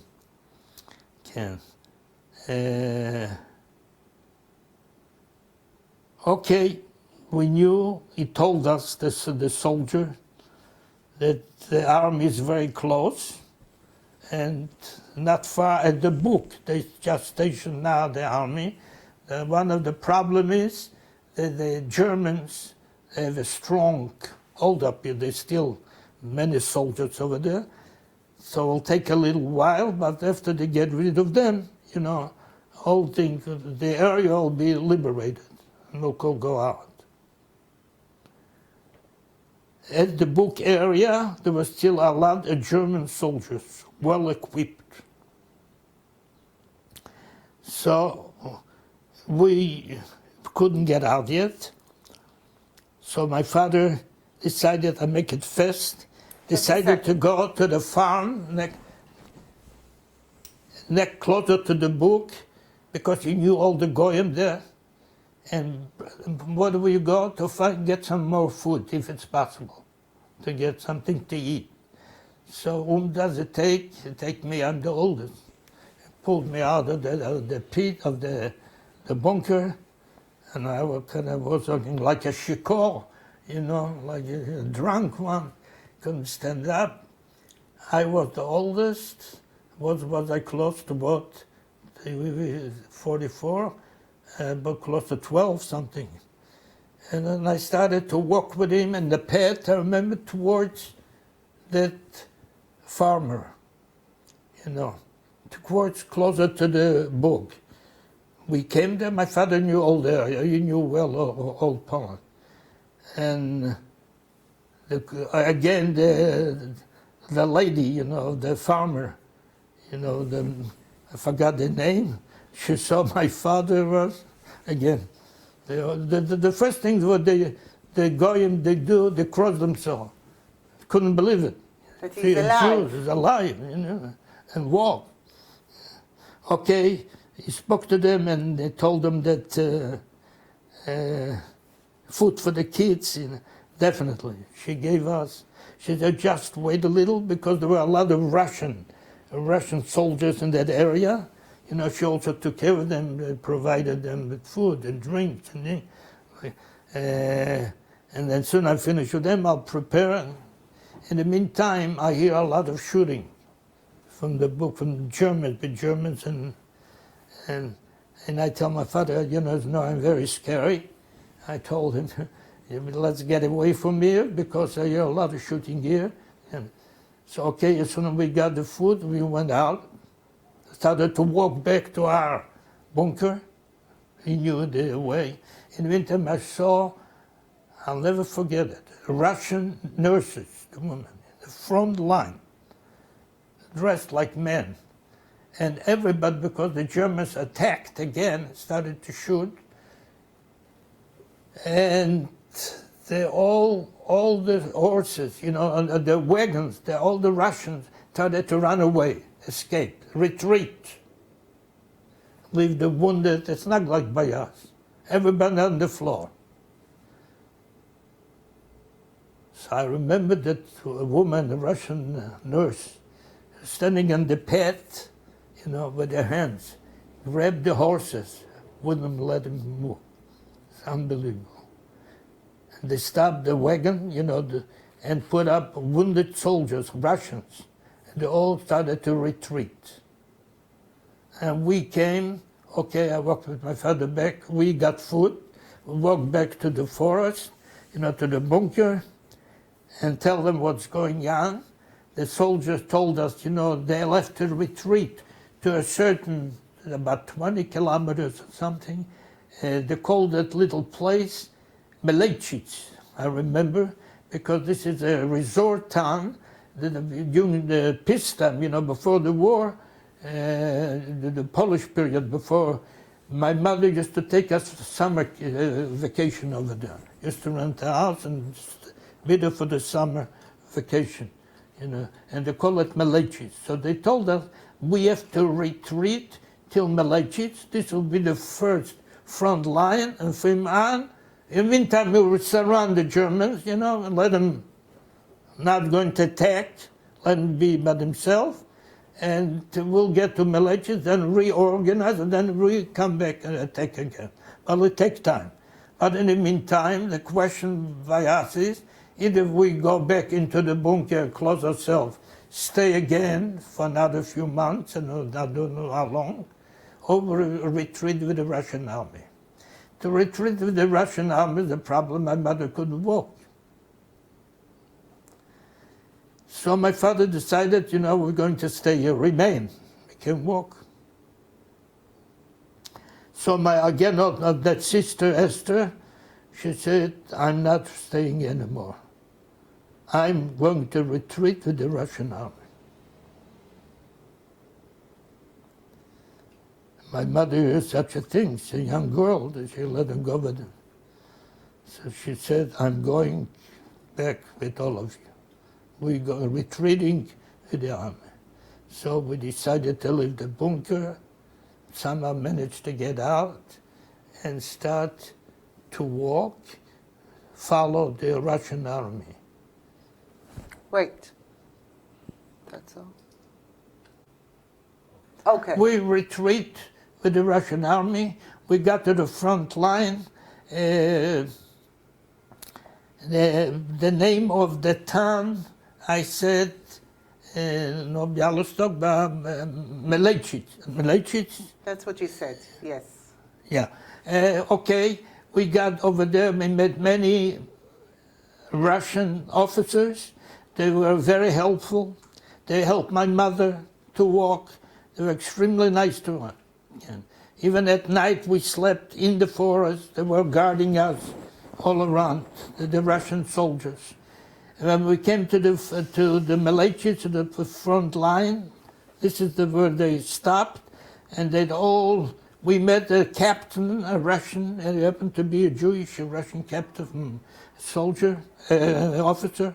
He told us the first truck that they were bringing equipment, ammunition, to that front line for the Russians.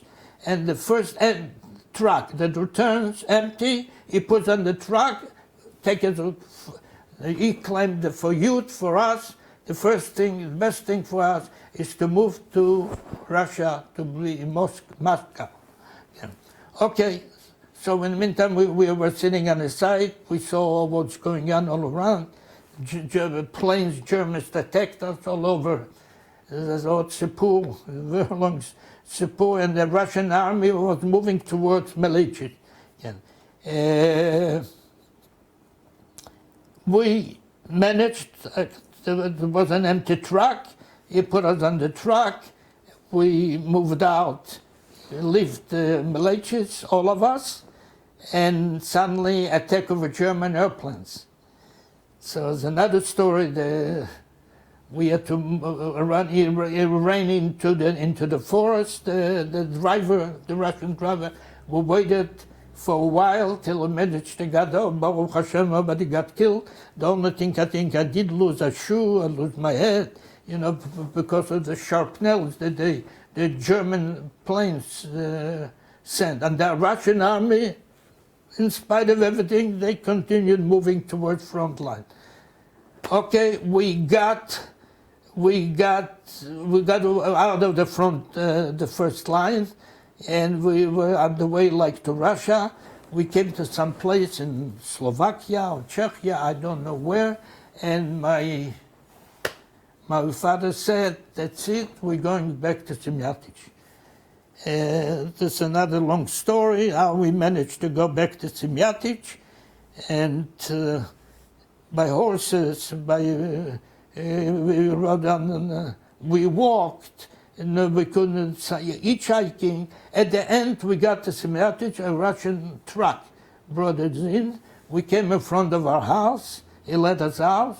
We were just 7 nefashot, my parents, 4 children, and Zipporah. We came back, there was definitely in that house. There was just an empty lot. There's the place where we burned down before, He let us off. A goyke passed by, first thing what they do, couldn't believe.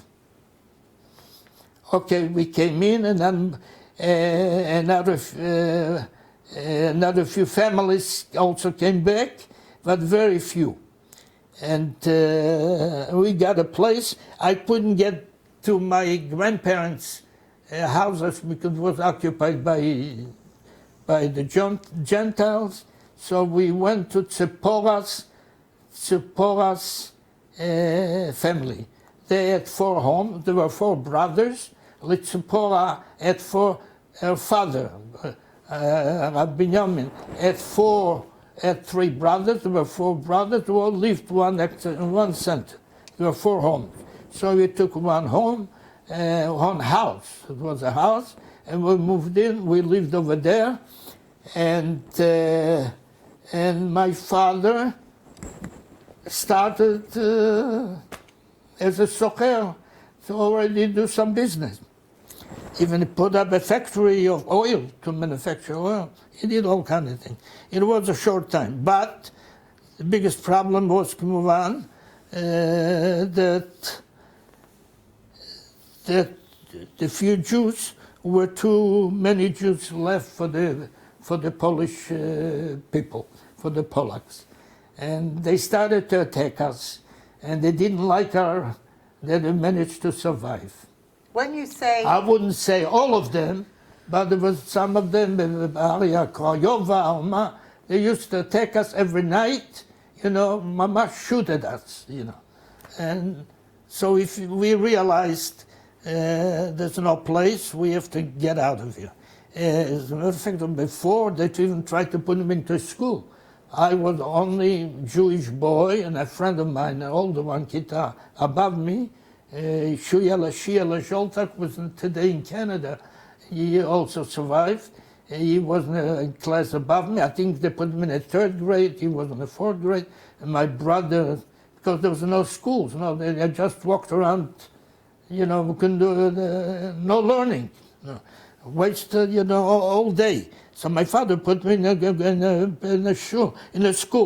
And it didn't last for a week or 2 weeks the most, because every day back from school was a ceremony, a chagiga. They would spit in you, throw stones, So we had to move out, and we realized that we wouldn't able to continue to live in Siemiatycze because they don't want us. They don't want us, so what do? My father managed to get in touch with somebody from the Brigada, And he got advice, to the only way to do, we'll have to separate the family. The younger one, my mother with the 3 children, me, my brother, and Sephora will go on one side, and he with the 2 daughters will go Aliyah Illegale through Italy. And we'll have to separate, and that's it, there's no other way. Because they promised the time, the British, they'll give for the orphans a certificate, 100,000 certificate, to go in. So what we have to do, the point is now we have to get out of here, because here is very dangerous for us to be. They attack us every night, and another few things out we would attack. During the day you couldn't go. At night also they would shoot at you. So then we wouldn't, if you lived in a house and the windows are open or something, they would throw a hand grenade inside or shoot inside.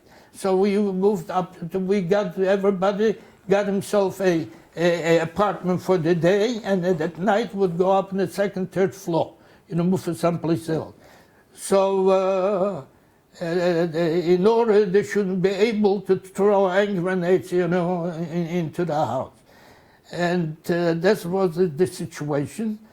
And the Russian army will only come in and make a stop, rest, and continue to the front, towards Germany, Berlin, But there was no Russian army to protect, because when the Russian army showed up, we were very happy. They, mamash, guarded us. They did. We would walk with them any place. I wanted the Russian soldier would take me, the little boy, the youngster. Yeah. So, but that we realized that's it, that we must leave. And I'm talking just the last Shabbat in town. This is in Siemiatycze, and last Shabbat we realized that something is going to happen that night. My father knew already, and he showed with him. He took the 2 older, my 2 sisters. I think took them out of Siemiatycze to Lublin or Krakow, I don't know where, and he came back. He came back to take us, and also met with a Gentile, to transfer his father's rehush, not his. His we gave to Lushinsky, everything. His father had a lot of property, because he once, before first Second World War, was a few years in the States, in New York, saved up money, came and built a factory a leather one. He became a borsikai, what we call a leather factory. He had a lot of rechush. So anyhow, he couldn't be on my father's name, so he wanted to transfer it to a goy, on his name. He made that same Friday, the last Friday. They met over there, exactly my father's business I didn't know, but I know that he met with him to transfer his father's rechush to that center. Yeah. And so Friday towards evening, he's not home. We are on the home, the day home, and my mother prepares the meals for Shabbos. What we used to do, she used to cook, prepare, put on sacks, and we used to take them to the other place where we would spend the Shabbat upstairs, I remember on the way, and we used to lock the door where we were doing the house. Even some special key that we didn't have to put up we could close the house from outside and not even. So we walked, and then with the pots, for Shabbos, the soup, and my mother prepared to go to the night apartment. And the lady across the street, I remember the place, called my mother and told her, watch out, there's partisanim in town, the Polish Haka, what they call it, to watch out. It was very nice of that, to warn us, And what could we do? We just continued. We got over there to that place, and my father wasn't here. It still didn't show up. He was with that guy, and we went up, locked the door, and we were just hiding. In the back of there was some kind of a storage full of feathers, we were hiding inside. The rest of the Jews, there were a few families, they all got together in one house, not far, not second or third floor, the bottom they closed, and they already had also a machine gun. I had a revolver my father bought for me, but it was just, I guess a lot I couldn't do with it, but I had a neshek, a revolver. He bought it for me, also from a Russian soldier, for vodka or something. You could get everything. Anyhow, the other Jews met at the other place, and my father is not here. It came about midnight. Suddenly we hear shooting from the direction of where the Jews met, for the night. We all got together. There was a lot of shooting, and we assumed probably attacking all the Jews. But we were just hiding in that little store, and. But was it a spontaneous thing, or was it something that planned? All these shootings, all this. They attacked us all the time since we came back. Since we came back, they attacked us all the time. But was that in particular? Not just us. They also attacked the Russian army. And the Russian army in the forest passed by, they would take and kill them, And so anyhow, we knew they were attacking the Jews, and we just, we didn't have definitely Shabbos meal, nothing. We were just sitting and waiting for and in the morning, somebody knocked on the door. Who showed up? My father. I thought will also come to us after they finished with the Jews and the tall building.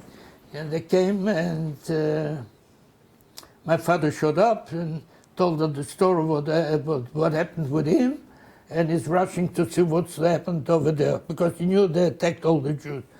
And with him, what happened on the way, before Shabbat, on the way home, after he finished with that guy, they wouldn't let any Polish citizen to walk into town. They told them they're going to attack the Jews, there's going to be a war, fighting, so you have to wait here till it's over. So they gathered everybody in one room, and And the officer, the Polish officer, commented, laughing, you know, I'm sure there's no Jews among you. He gathered all the goyim who were outside, and they wouldn't let him into town, you know. And so the Polish guy that was with my father, they all knew him.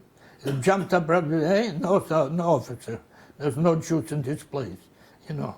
He really, he could have been heard, that man. If they found out he's a Jew, he would have killed him on the spot. But they were, that not everybody was a murderer. They were Polish people that were ready to save and definitely not kill Jews.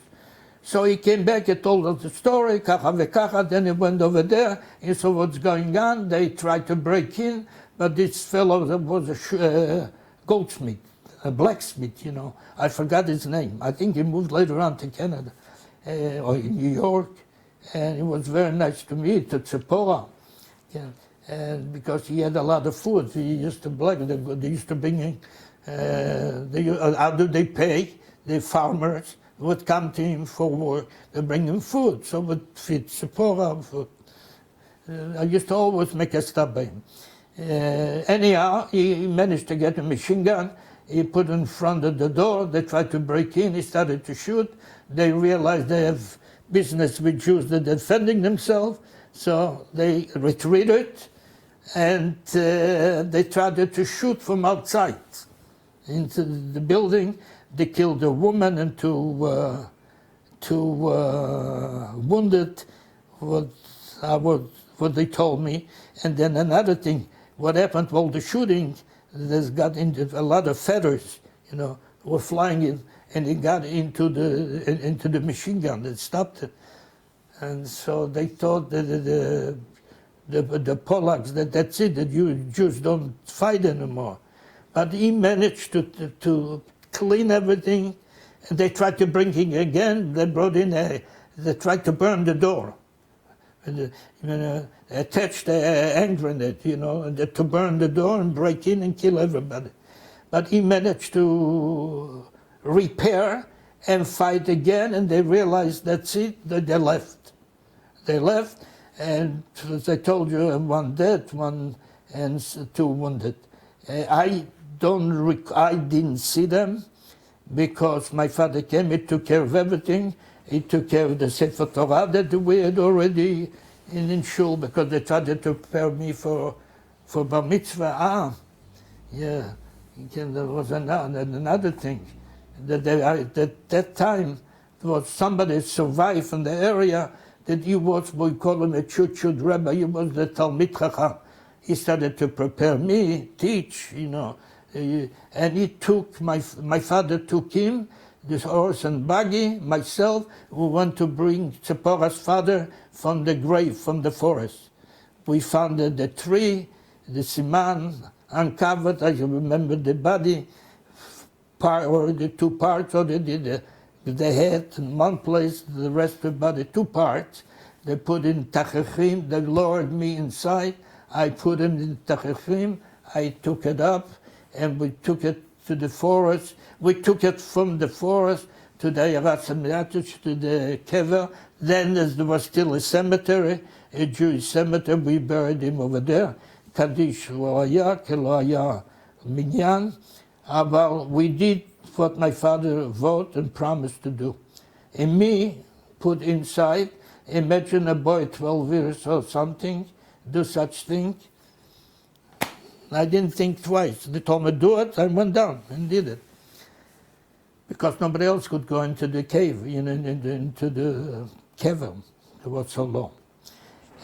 We finished all this, you know, and we left. My father managed to get Shabbat, get a Russian truck, army.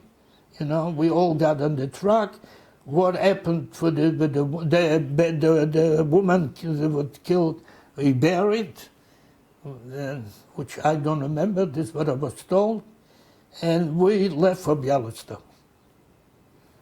And then started up for Bialystok the story to get back to, we were to separate, my two sisters weren't anymore with us.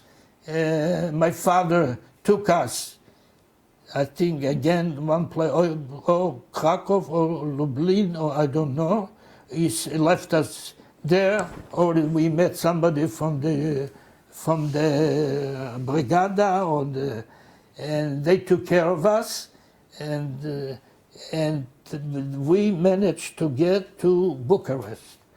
And I remember the place. I was there 5 months waiting for the certificate. Maria Rosetta 21, Bucharest. So I was there, and my father left to join my two sisters, the two daughters, and they went through Italy, to try to get illegal to Israel. The life over there in Bucharest, because some other time was nothing special. We didn't learn, didn't study, but waited just. I walked around, wasted 5 months. And then after 5 months, we got, I have some pictures, I'll show you, but Sephora wasn't there, my mother, and then we got by boat. Maria Rosetta is the street. By boat, we left Romania, we came to Israel in Atlit, 1945. We reached over there, and my father wasn't yet over there, but I told you before, when we came, why did I move to Petah Tikva? Just a second. Let's slow down for a second. תסתכל על המצלמה, כי זה נראה מוזר. לך אני יכול? לא. אוקיי. טוב, בקיצור, אנחנו הגענו לעתלית 1945, אבא לא פה, אבא הגיע 1946 עם שתי הבנות. כן, בנות. ומה עושים איתנו? אז כמובן היה לי דוד, שפרתי לכם, האח של האבא, שהיה בפתח תקווה, מושב היובל, ולמה הולכים לדוד. אז הלכנו אליו, ולחכות עד שאבא בא. מוסד עלייה, אותי הכניסו לקיבוץ, לי ואחי, לשנה, קיבוץ, מוסד עלייה, קוראים לזה, וציפורה גם כן מוסד עלייה, בירושלים, קיבוץ רמת רחל. היינו שמה עד שאבא בא. אבא הגיע ב-46, ישר הוציא אותנו, חזרנו לפתח תקווה. ציפורה גמרה ללמוד. סליחה, זה צריך להיות... עכשיו אתה חייב לעזור, זה באנגלית. We had a very large family. My mother's side in the States, in Chicago. And they were very much always interested to bring, they came to see us. And one of them, my mother's uncle, Herman Bush, and he wanted very badly that we should all move to United States. My father refused. He said, that's it. He came here, he wants to live among Jews. He had enough. So anyhow, 10 years later, he convinced my mother to let Sephora go with him in 1955. He convinced my mother that will be much easier. He'll be able more to help her. She should study and marry off, he has more the ability to do it much as my mother had. So, okay, for Tovat, in favor, of Tzipora, he convinced her she should go to Chicago. Okay, they agreed.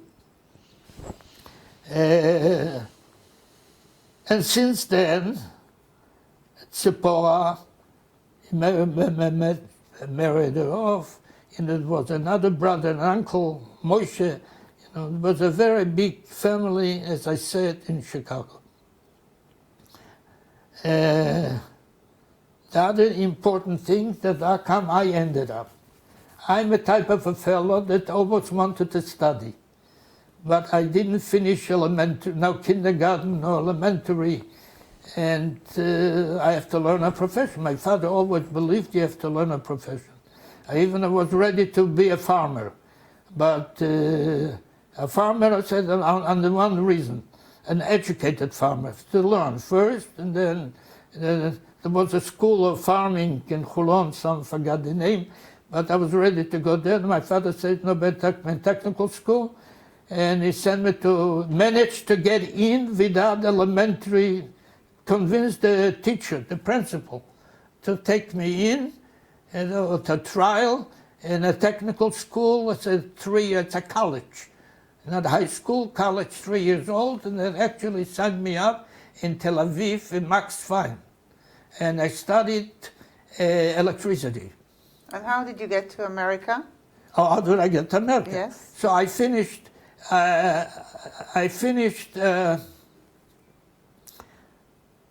After the first year, of studying, I looked at my notebook and I see what I learned during the year. I said to my father, I'm not continuing another 2 years. Why? Because the school, they're wasting a lot of time. That's not a serious school. So that I was fussy already about it. And then I wanted to leave. He convinced me not to. In the meantime, they started a program at school, Shell Israeli Air Force, to stick aircraft mechanics. They were going to start a new Megama, and they convinced me I should sign up for that. So I signed up, I continued and finished as aircraft mechanic, served the Israeli Air Force as much as necessary. Then I went for another two years or something. I worked for El Al, Constellations, became a mechanic. Then I said, my biggest problem is I would like to get a piece of paper that I graduated some college. So I tried to get into the Technion. I went once, 1 year. They told me, come next year, not in the next year. I couldn't get in. And then Biduk, my great uncle, Herman Bush, was here, and he said, Shlomo, do you want to start? And I had a profession, and I made good money. And he said, you want to study? Come, I take you to Chicago. I said, okay. I'm a young man, I was 24 or something. I'll go. So how many years were you in Chicago? I went, he took me to the consulate. I went to Tel Aviv, to the American consulate, and he, on the spot, gave me, permission, what we call a visa or what, and he said, okay, you come with me, you study, So I remember even the consulate told my uncle, he was a sharp businessman, a rich man, and no problem, he supposed he was responsible for me, didn't have to worry. Had a big factory in Chicago. He told me, listen, as a young man, what happens if a girl decides marries off and he remains in America? I remember he answered him, Your Honor, this I can't promise you.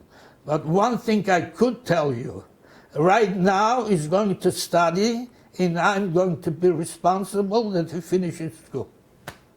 So you graduated? In 1955, I think I got over there. Sorry? 1955. How many years were you there? How many years were you there? I was many years. First of all, in 1960, I graduated. I got my degree at BS, University of Illinois. First I got in Illinois Institute of Technology in Chicago, then University of Illinois. But anyhow, I finished. I met many Jewish boys from the area. I got acquainted. They told me, we are all going to University of Illinois, come with us. So I agreed. I switched. I went to University of Illinois. In 1960, we graduated, and I was ready just to get some practice a little and come on. Okay. You married your wife while living in America. In America, did you meet your wife?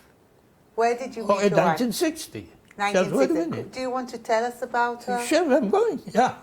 What was her name? In and the bit of it? 1960, that summer, I graduated. We were single fellows, students. We just finished. Look at me.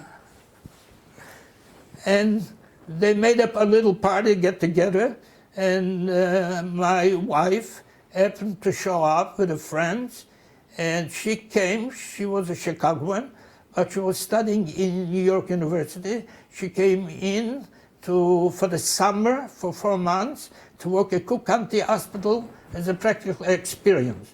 Part of her, she finished first year. She was going also in second year to get a master's, And so she came in, we happened to meet, and it worked out.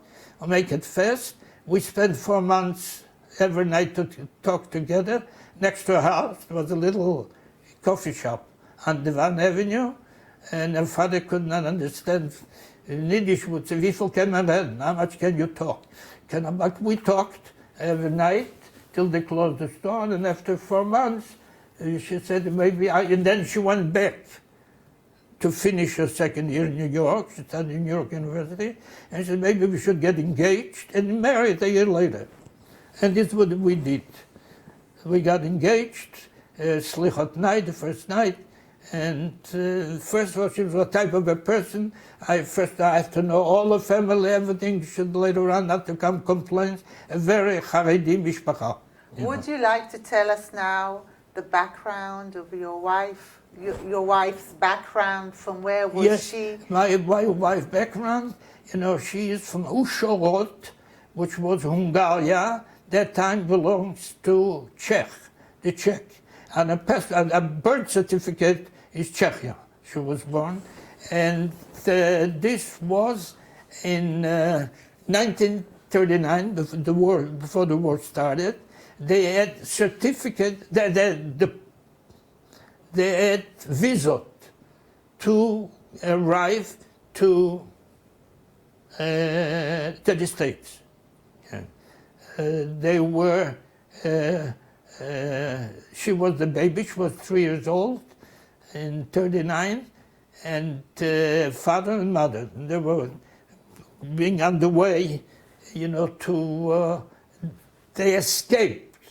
The Germans came into Ushorod, took over Czechia, and they managed to escape, and they went through Switzerland, to get to the port and get to the States. But something happened, on regular heart will say it, what happened on the train from Switzerland, from Germany to Switzerland, her mother, Chaya Mendel, she was in the 7th month, and she gave birth on the train. And then the Swiss wanted to send it back to Germany. There was a whole story till my father-in-law managed to convince and bribe and pay off. They should let her stay in the hospital for a while in Switzerland, and then release her and let her go on the boat.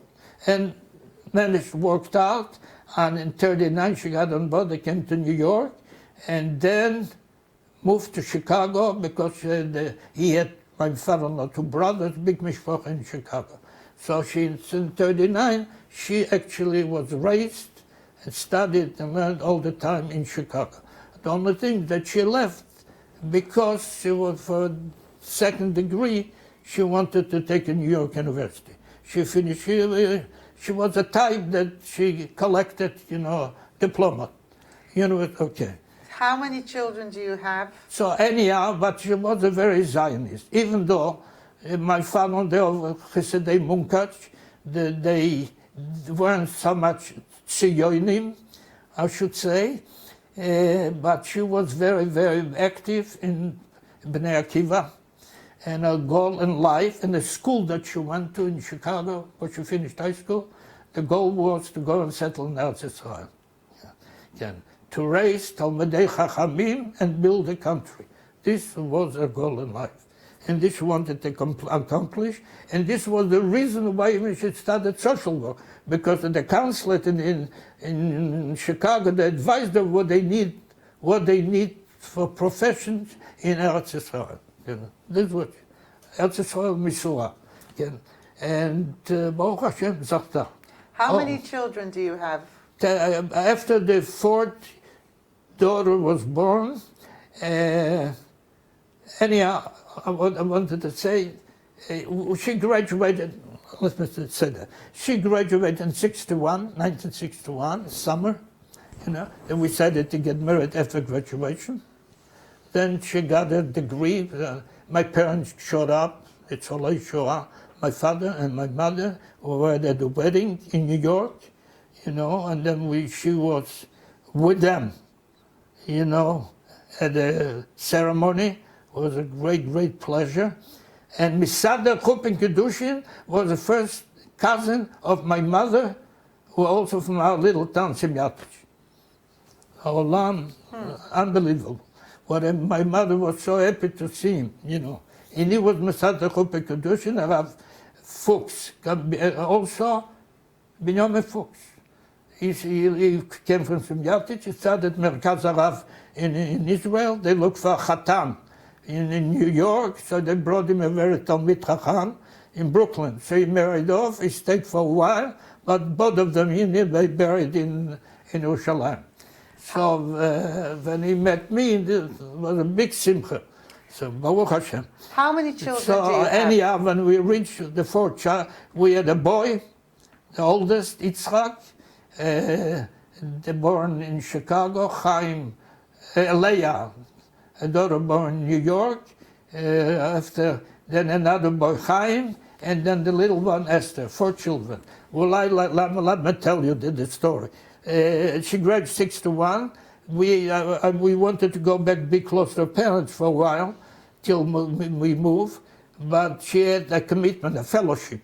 So they forced her to come back, and I started to work for Gemzi and Karapkin Associates, you know, in Dafka, in aviation and in designing air conditioning central systems. But in Malone, you know, why this? And then I left it over some other time why I switched from aviation, which I loved, to air conditioning, because of Professor Stucker from Illinois University. He convinced me to do it. So anyhow, we had to stay in New York because she had a commitment, a fellowship, and we stayed for a while. And then I said, I'm already in New York, I take advantage, and I spent 4 years working in New York in order to be eligible to take out what we call a PE, professional engineer, a licensed engineer in the state of New York. It was very important to me because anyone who has a license to practice engineering in the state of New York could practice all over the country except California. Okay, we went back to Chicago after I got my license and she got her diploma. We stayed for a while when Yitzchak, my son, again 3rd grade, I think, 8 years old, she said, it's time to move. We sold everything, you know. She was actually mamash crying to leave the parents, but she always used to say, like I say, oh, this I didn't tell you, I have to tell you that. I can't get up. I have something over there, see what we call Parashat Chayei Sarah. I donated in honor, you know, in memory of my parents. I wrote in the Sefer Torah, I picked the Parashat Chayei Sarah. They just put in 2 new Sforim in the Knesset Agdol Petach Tikva, which is 120 years to the build of Petach Tikva. I bought the Parashat Chayei Sarah, Lama Chayei Sarah, you know, because in 1945, when did I escape no, 42. Yeah. I escaped the ghetto. This was 42. Parashat You mentioned it in the interview. Parashat Chayei Sarah, and this is a parasha that my father, Oliver Shalom, when he came back, used to gather all the kids, and then the grandchildren, you know. Parashat Motzei Shabbat, the Saturday night of Parashat Chayei Sarah, come and tell them the story of Abricha Mi'aghetto. He always used to say, like mitzvah, so we have to memorize and remember the Bricha from Mitzrayim, from Egypt, crossing the Yam Suf.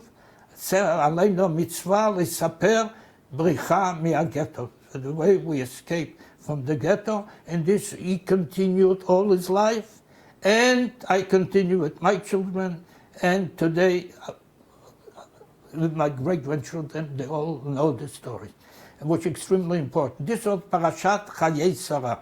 Can you just give me show you later. Then the shul in Petah Tikva, B'Achnasat Sefer Torah. Then another to my wife, Allah Shalom, she used to say, our parasha is Parashat Lech Lecha. Lech Lecha, like Avraham Avinu, had to leave his parents. Lech Lecha, that's the way she left her parents.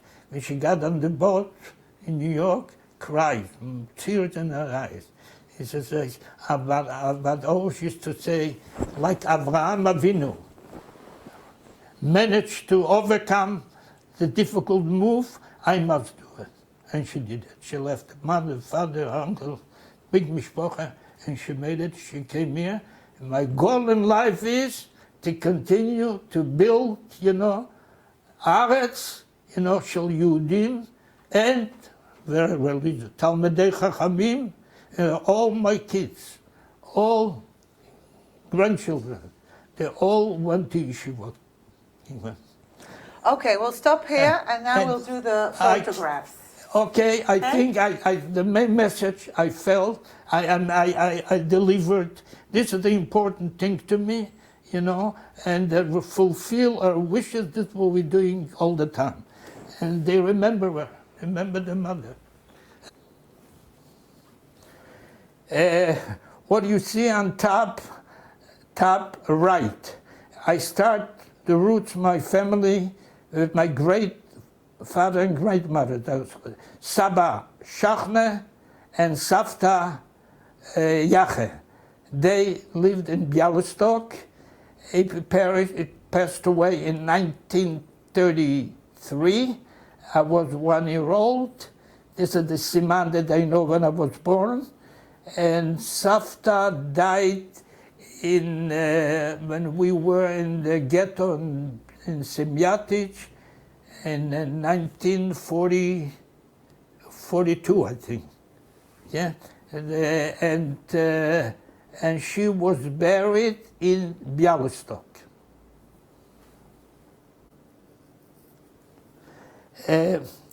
I got about 10 pictures from my cousin Cheryl Strom from Chicago. She asked me to identify the people the pair that her father left her.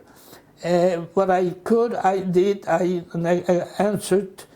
I tried to identify, but I'll just take 2 pictures which I think it's important. One of them, you see the whole family, is number 1. Sorry, we're talking only about this picture. This one. That's the only one we're talking about. This one I'm talking. Afterwards we'll go down. Number 1, yeah. Number 1, what you see, Saba Shachne and Savta Yache. They had many kids in the States. And they used to be an extremely, extremely warm and close family. And they always used to, they never took the Saba Savta out to visit to the States. Every year some other child would come to see them. In this particular case, the 2 daughters and a granddaughter came to see them, and they all got together in Bialystok to take the picture. What you see here, what's important to me to point out, they all perished in the Holocaust. On the left side top is another son of that's my grandfather Chaim. They all perished in, you perished in Treblinka.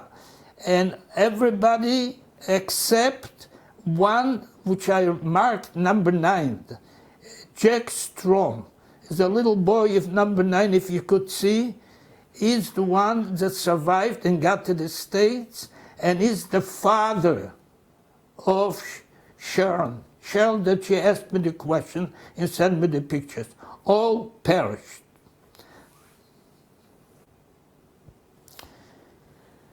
Picture number 2, in the center, that year, the son came to see them.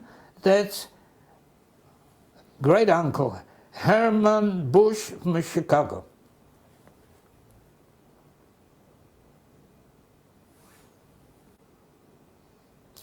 In the picture you see Tzipora, who just arrived in 1955, with Jack Strom in, I think it was Lincolnwood. Okay.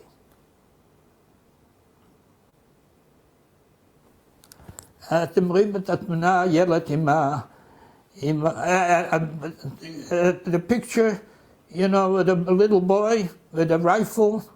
It's happened to be myself, Shlomo, I think 2 years old, but I was 2 years old, and it was usually my mother used to send all the pictures to the family in Chicago. That's myself when I served in the Israeli Air Force as an aircraft mechanic. A family, a picture of a Fuchs family. That's Tzippora's father, Benjamin, and mother, Shifra. In the picture you also see Benjamin's brothers. There were 4 brothers, and we see only 3 wives.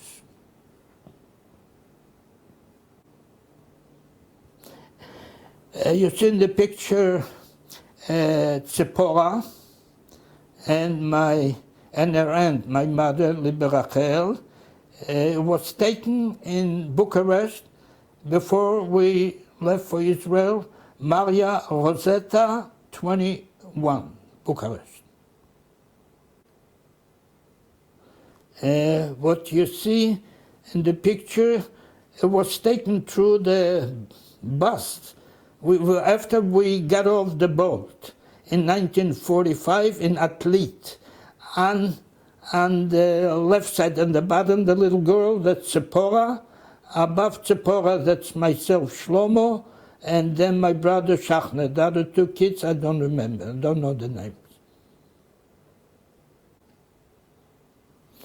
In the picture you see Tzipora in 1955 saying goodbye to her aunt, Libe Rachel, before she left for Chicago.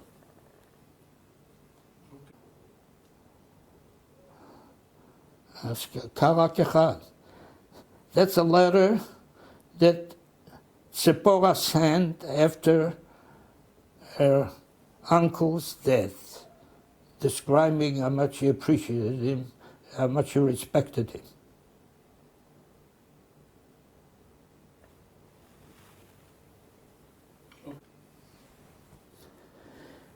This picture was taken in 1961 after our marriage.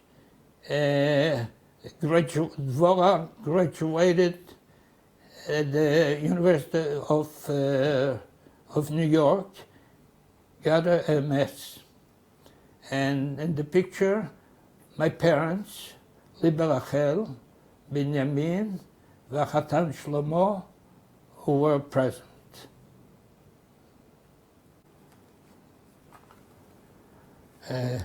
This is a picture of my wife, Miriam Dvora Shalom.